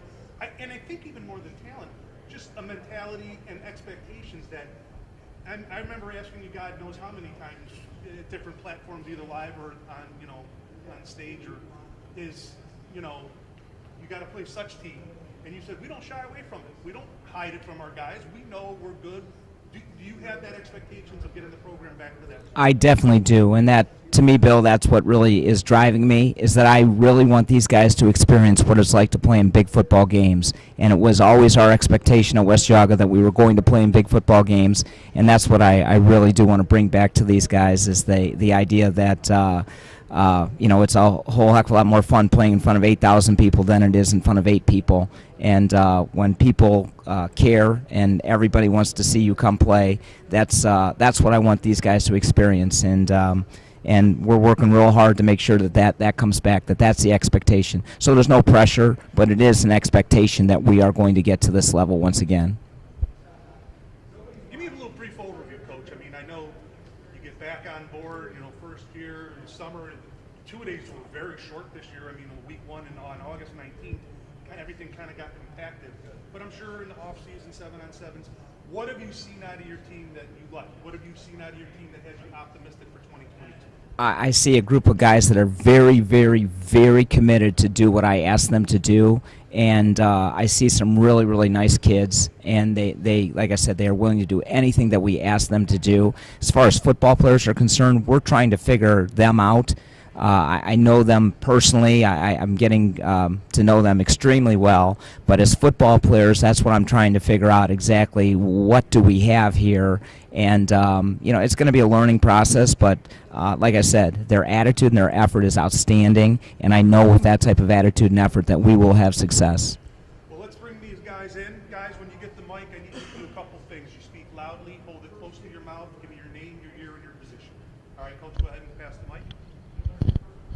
Hi, my name is Austin Pasco. I'll be a senior this year. I'll be wearing number 2, and I play D-line and tight end. So, Austin, I think we all get caught up, and it's my fault as much as anybody. You get guilty talking about offense and flashy offense and fantasy football numbers and this and that and the other thing. Defense is so huge, and I know with Coach Rosati, even though he has some fun on offense with some play calls, defense is very important, physicality, that type of thing. How would you describe the West Geauga defense this year? Aggressive, fast pace, and everybody just works hard on it. That's our main priority, is to play fast and play aggressive towards teams. You said you're a senior, correct? Yes, sir. So last year, 7-4, right? Yes. Playoff appearance. I know coaches will say, listen, 2021's over, we graduated some kids, but can any of the success of last year carry over with the guys that were on that roster? Definitely, like the playoff experience, coming back into that plays a big part in it, and just a lot of varsity time that came with it, that definitely plays a factor. Well, I don't even have to ask, because I know if Coach Rosati's going to coach, that you'll be expected to be in the playoffs sooner than later, trust me. Why don't you go ahead and pass the microphone to your teammate? Appreciate it. Same thing, speak loudly, hold it up, and name, year, and position. All right, I am Angelo DeCiccio. I am a wide receiver. I'm a senior, and I wear number 12. Angelo, as a receiver, can you talk a little bit about the offense? You don't have to give me game plans and plays and routes and that stuff, but how would you describe the West Geauga offense? Yeah, our offense this year is going to be a lot of fast-paced offense. We're going to be just quick and trying to get everything rolling really quickly. Everybody. It's almost a silly question because no player or coach has ever said, we don't want to get off to a good start. We'll just go slow, and in the middle of the season we'll start playing well. But the question really is meant from a momentum and confidence standpoint. How important would it be to really get off to a good start? Then you get that little taste of winning, a little bit of momentum as you get into a very difficult CVC Chagrin schedule. Oh, that would be awesome. We need week 1 against Bay. We need to come out strong and build everyone's confidence up. We need to just work as a team, get that team chemistry going, and keep rolling.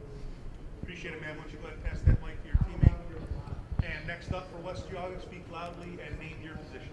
My name is Travis Velba. I'm going to be a senior, and I'm a quarterback.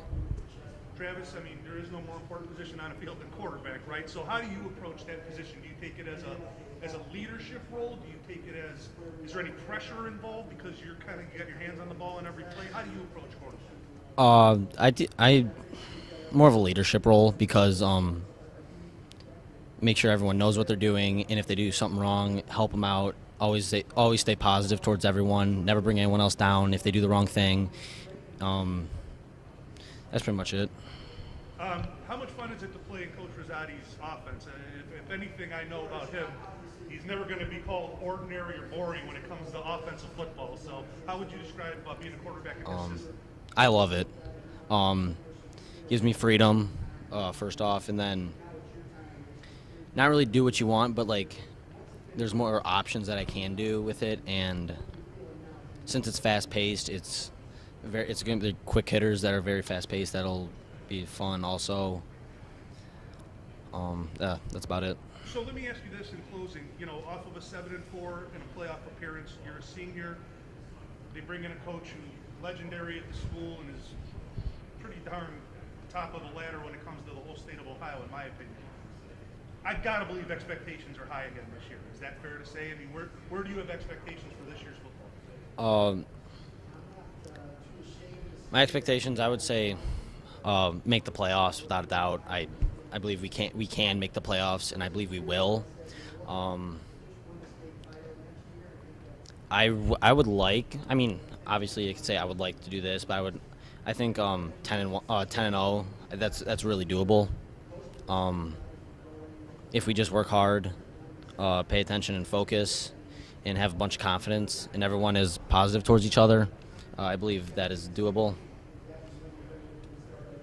All right, let's bring Coach Rosati in. Coach, we only got a few minutes left. I want to thank you guys for your time being here on the 2022 CVC Football Media Day. Coach, I've asked you this so many times. I'm hoping that you don't give me the eye roll, but playing in the CVC Chagrin, that division, boy, if you aren't ready for football on Friday nights playing in that, there's no such thing on the schedule as going on. Well, this one's okay.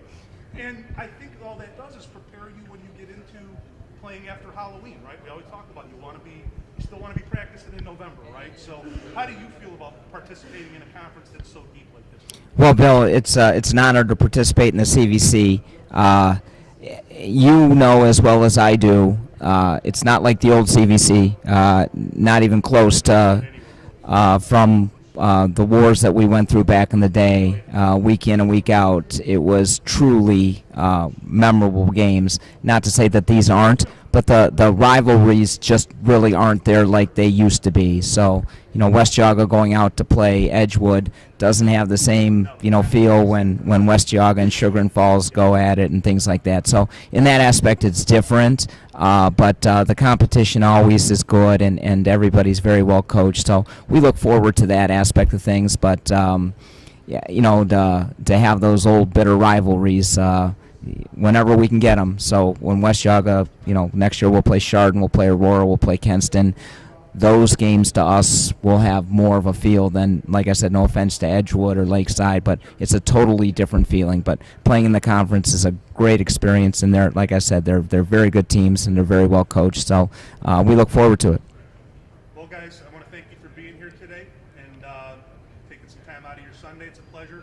Hopefully, I'll be seeing you on Monday nights too. We get going tomorrow. I know you probably don't want to do this 2 days in a row, so we'll catch up at some point, though, and I'll catch you on a Monday night, all right? Excellent, Bill. Thanks so much. Thanks, guys. All right. That is Coach Matt Rosati and the West Geauga Wolverines. Best of luck to them this season. And next up is Beachwood. Beachwood here.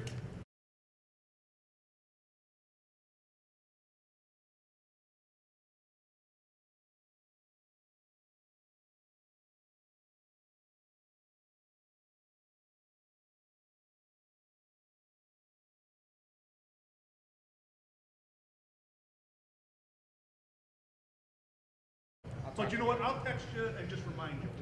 Thanks, Coach. All right. It doesn't matter.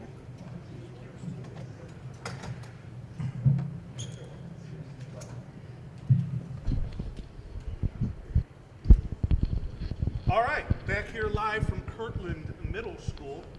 This is the CVC Football Media Day, the 2022 edition. We are getting ready for the upcoming season, which is less than 1 week away. Steve Hare on the feed over there. My name is Bill Tilton, and we are up next with the Berkshire Badgers. Coach, how are you? And thanks for being here, guys. Thanks for taking some time out of your Sunday. Coach, why don't you go ahead and introduce yourself? Coach Josh DeWeese. Thanks for having us out today, Bill. With us, I have our quarterback, number 8, Miles Miller.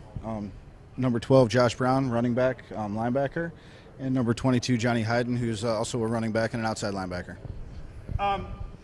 Coach, first of all, your last name, obviously, I think, should ring a bell with people when it comes to football and that type of thing, family and that area of, Berkshire and, whatnot. What does it mean to you to be wearing the colors and coaching this football team? Really, it's the only team I've ever wanted to coach. So it's being at home is really nice. Having my family go through Berkshire and have success there, and then be able to get back to the community and teach there as well. I'm doing exactly what I want to be doing. Coach 6-5 last year. So obviously a successful season. Tied for second in the conference or in the division. I'm sorry. What can you tell me about 2021? Is there any carryover to 2022, or as a coach, do you say, you know what, last year was that, we graduated some guys, this is its own year, or can you use some of the momentum from last year into this season? Oh, we can definitely use some of the momentum. We're have returning a lot of our skill positions, back half positions on offense and defense, and to build on momentum as a young team moving forward, there's nothing like that. And learn from the mistakes of the previous season. Look to minimize our errors and keep that momentum moving forward. Before we get to the guys, Coach, can you give me just a brief overview of this year's team? You don't have to break down defensive sets and offensive plays, but just in general, what have you seen? What do you like? What are some of the optimistic views you have of this football team? Well, this group of guys that we have this year, they're hard workers. They have no problem putting on their hard hats and coming to work and getting it done at practice and throughout the summer with the workouts. Got a lot of talent out there. A lot of guys can do a lot of different things. We lost most of our line last year to graduation, so replacing that, we have some inexperience up front, but that's something we're watching, and they're coming along really well. Coach, much past the mic. Guys, when you get the mic, do a couple things for me. First of all, keep it close to your mouth. Speak loud if you can, because we want to make sure everybody can hear you on the feed. And give me your name, your year, and your position. Okay? Can you do that for me? Go ahead first up. I'm Miles Miller, class of 24, and I'm quarterback. So, Miles, I ask every young man who's been up there that plays quarterback, and maybe it's a silly question, but how do you approach the position? In other words, is it just fun to play that position? Is there any pressure, responsibility? Do you feel a sense of leadership with the rest of the offense? How do you feel about playing that position? Well, of course, there's a lot of pressure and responsibility being the quarterback, but I get excited every year getting to come out here and be a leader for my team, and get to lead my guys into battle every Friday night and throughout practice every week. So it's enjoyable. I think Berkshire, is a school that traditionally running the football is something that you guys do very, very well, and you have done very, very well for so many years. I mean, back in the days when I covered it to still today. Is that still a point of emphasis? Do you feel that you're being a little bit more diverse in the passing game? How would you describe the Berkshire offense? Well, the past couple of years, and especially the years I've been in the program, I could tell we're moving towards a lot more passing, and we have a lot of fast guys on the outside, so we like to kind of pass the ball, and we like to mix it up. We like to run the ball and pass the ball, so we like to mix it up. Keys to this season, in your opinion? Is it health? Is it getting off to a good start? Is it staying together as a team, chemistry, a little bit of everything? What would you say is key to this year? It'd be nice to stay healthy, because last year we didn't stay as healthy as we could have, obviously, and getting our O-line to where they need to be, and they've shown a lot of great long strides in the past few days, and they're young, and I hope to see them keep making big strides the next couple of weeks. So, yeah. Why don't you go ahead and pass the mic to your teammate there? Hold it up, name your position. Go ahead. Hello, Josh Brown. I am class of 2023, running back, linebacker. Josh, so as a senior, how would you describe the leadership on the team? Do you consider yourself, are you vocal, or do you just lead by example? What do you consider your role as a senior on this football team? My role as a senior on this football team, being loud, that means, preparing their team for practice every day, getting us ready for Friday nights when it matters. At practice we put in the work, so we try and get, focused, getting through stretches, being loud, vocal, getting everybody, in the mood we need to be in to carry out our day. Defensively, because I think everybody gets caught up on offense and the flashy stats, and I'm guilty of that as well. But defensively, so key to winning football games, especially at the high school level, because everybody just wants to wing it around. If you can't stop anybody, you're going to be on the field all day. What do you like about your defense? What do you think is key to the defense this year? So we switched. We moved to 4-2-5. Getting that extra DB back there is really nice help on the outside for run, sweep. Being inside with our two linebackers, getting downhill, more space to work with. And then again having that extra guy back, for a passing game, really helps over the top. I appreciate it, man. Why don't you pass that to your teammate there? Excuse me. Again, we're with the Berkshire Badgers.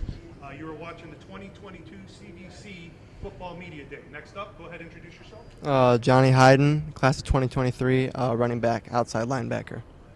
So this team, I mean, whether it be, the experience from last year to the culture, the past, I mean, there's been a lot of success, a lot of really good players have worn the uniform. How do you feel about responsibility of carrying that torch on? Do you feel that, you know, when you play for Berkshire, there's just a certain way that you want to go about playing the game of football? I do feel like there's a certain way I want to go about it. I feel like being a leader, for me, just being a senior and coming into that role, I mean, I feel like we're trying to get a lot more guys involved and dedicated to the program, making sure that everyone's doing their job and everyone's focused. What would you say is going to be paramount, a must, a key to this year's success? In other words, fill in the blank. X must happen for Berkshire to be good this year. What absolutely is going to have to happen for you? For me, it's dedication and accountability. Being accountable for every mistake that you make, but also working towards that better team with dedication. I feel like just working together as a whole, and teamwork is a really big thing as well. Coach, let's bring you back in, and again with Coach Luis and the Berkshire Badgers. Coach, tied for second in the Valley. It's a very competitive league. But again, it's one of those things you don't want to look too far down the road. You want to stay in the moment. I'm sure you're worried about this week, Friday night, get off to a good start. Is there a balance, though? Because you know the competition that comes up in the CVC every year. And you got kids, they're human. They're going to look and say, on October 4th, we blah, blah, blah. How do you deal with that as a coach? Really, we just try to stay focused on the week at hand. That's really our focus. Yeah, we could play the schedule game, but really we do a really concentrated job of making sure that we are focused on the game at hand. We don't look ahead. And, you know, we continue to build on what we have, because you're exactly right. The CVC Valley does have a lot of great programs in it. Most of those teams have seen improvement and a continued rise over the years. So, yeah, every week is a meat grinder for us.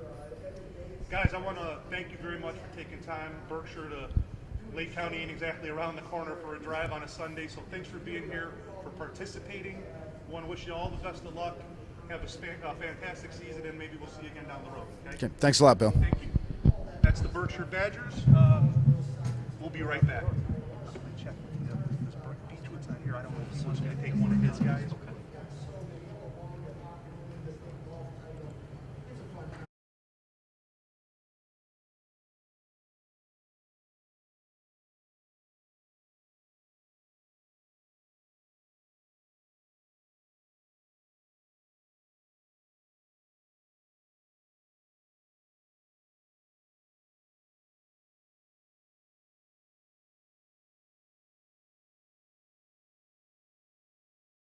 Porcello, come on. Screen number one had a no-show, so just trying to fill in over there. But back to John. And let's talk about the news that just broke recently with the CVC kind of took a forefront position in rectifying the officials. First and foremost, the officials are on the tape. I mean, what they have to put up with, especially in today's time, it's tough, and they are normal. Excuse me. All right, welcome back to 2022 CVC Football Media Day, live here from Kirtland Middle School. Steve Hare on one feed, on Bill Tilton on the other. And we are up to, which will be my last team of the day, and Hawken will be up after Coach Doc Lewis gets done talking to Steve Hare on the other feed. I am with Wycliffe and Coach Porcello. Coach, how you doing? Good to see you. And go ahead and introduce yourself before we get to the guys. Good. Hi, I'm Coach Porcello. Thanks for having us today. So, Coach, Wycliffe, I know, is a special place for you.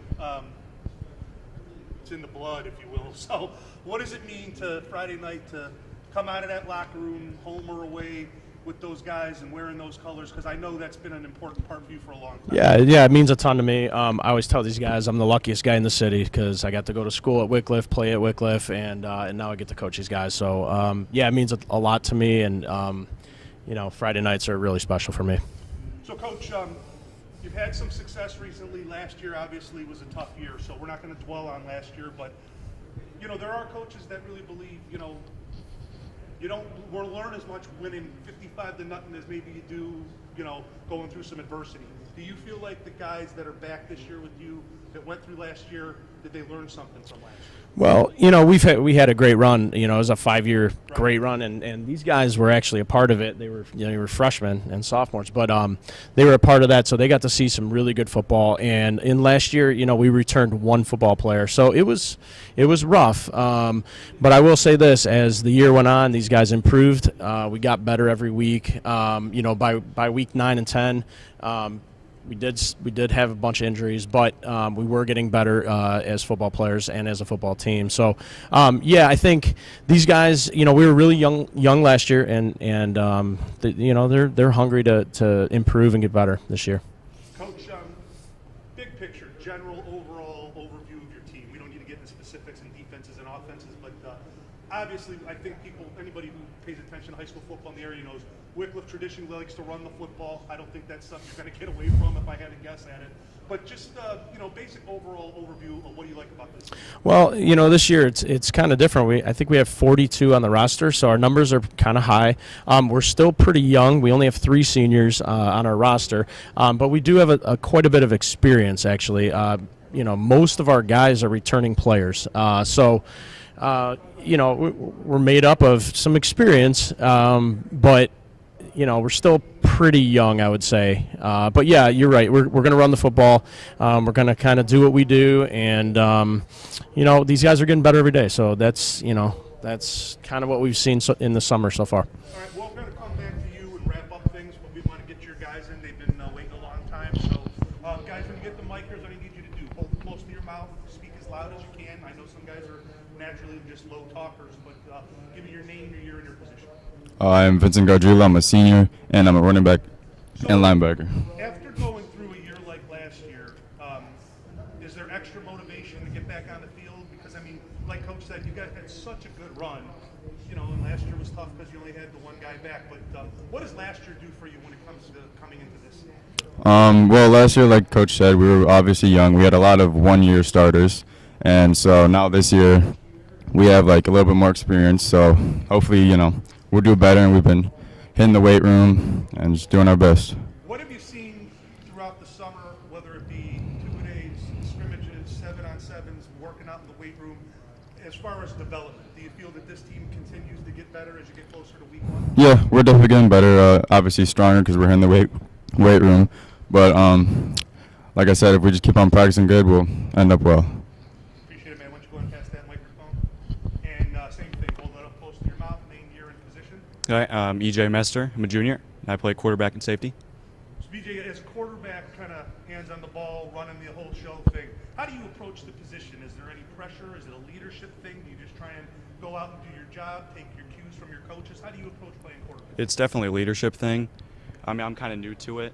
Had a little bit of a situation, but now I'm playing quarterback, so I just try and keep my guys together, make sure they know what they're doing so we don't have any miscommunication on the field. But what do you feel are maybe keys to the season that these things just absolutely have to happen for Wycliffe to be successful this year? we need to be physical on the line. If we don't have that, we're not going to be able to get anything done. We're run heavy, so if we don't have good blocking up the middle and all that, nothing's going to work for us. So we really got to be physical this year.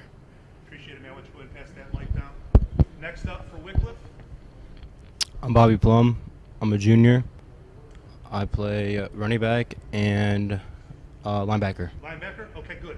I was waiting to ask a defensive question. I feel like I get so stuck on offense and points and, you know, all the crazy highlight plays. Tell me a little bit about Wycliffe's defense this year. What do you like about it? We're a lot more physical this year, and we're looking a lot more tough. Last year was a tough year, I'm sure, to go through, but, you know, necessary after you have a long run, you don't have a lot of experience. What are some of the learning moments? What are some of the things that you guys found out about yourselves from last year that maybe you could use as motivation this year? We were young, so we were really young last year, and we have a lot more experience this year. So I have more experience where we have a lot more motivation to go out there and work harder. All right, appreciate it. Go ahead, last up for the Wycliffe Blue Devils, and then we'll get Coach Porcello back on. Name, year, and position, please. My name is Mitchell Lindsay. I'm a junior. I play offensive line and defensive line. You're a junior? Yeah. Yes, sir. Wow. You're going to keep growing, huh? Hopefully. That's the hope. Yeah, you can't really tell on the feed because he's sitting, but that's a large individual, so I'm going to make sure I'm nice to him, ask him all their questions. Tell me a little bit about your offensive line as a whole. I mean, what kind of group is it? Is it a physical group, or how would you describe your offensive line? I'd say as practice goes on, we get more physical each time, and everybody's got some drive. It's a different conference, obviously. Your schedule's going to get difficult when you get to the conference. Before you even get into that, how important would it be for a team coming off a year like last year to get a little momentum, gain a little confidence? I mean, you're not going to put, the whole season has to go on week 1, but how important would it be to get off to a good start to this year? I think it's very important. I think that's kind of in everybody's head right now. Everybody's focused on that. I guess that's really about it. Okay. All right. Are you interested in playing football beyond high school? Or Yep, that's the hope. Yep. That's it? Okay. Yeah. All right, Coach, we'll get you back on.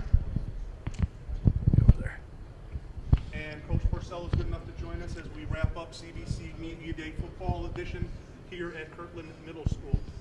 Coach, kind of what's your message to this group? I mean, you've been doing this a long time. You played there. You know nobody wants to go through a rough season, but it happens. I mean, good teams, heck, I mean, nobody goes 10-0 every year. Even St. Ed's doesn't go 10-0 every year. Mentor doesn't go 10-0 every year.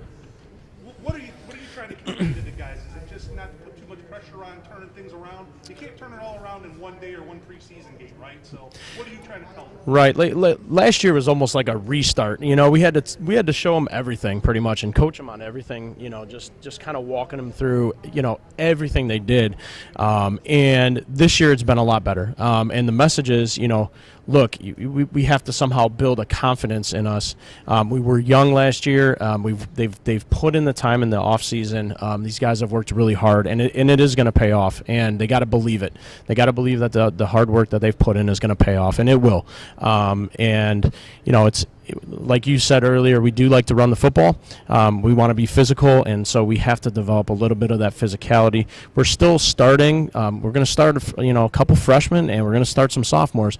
But those guys are going to get thrown into the fire, and they got to play, and they got to have the confidence to step on the field on Friday night. And so that's the message. And if we didn't believe in them, we wouldn't put them out there on Friday night. So, I'm happy with where we're at. We're going to continue to get better every day. So. Well, I appreciate your time. I'm looking forward to seeing you on Mondays when we can. I won't make you do this 2 days in a row, so we'll give you a break tomorrow. But you'll be hearing from me, guys. Thanks so much for coming out on a Sunday. Best of luck to you this season, and I look forward to seeing you guys on Monday nights too, all right? Thanks for having us. Thanks, Coach. And that is it for me. Coach I will be with Steve as Coach Don Lewis is moving on. I want to thank our guy here for doing some stuff, everything. I know with some nervous moments, but when you have talented people that know all this stuff, it runs pretty smoothly. So thanks to them. Thanks to Steve for asking me to do this. I had a lot of fun, and we'll look forward to seeing everybody on Monday nights. Many of these CVC teams are regular guests with me, and looking forward to this season and kicking it off tomorrow night. Again, thanks to Steve here. Thanks to everybody here. And we'll talk to you soon. Hope the CVC has a wonderful season as they usually do. This has been the 2020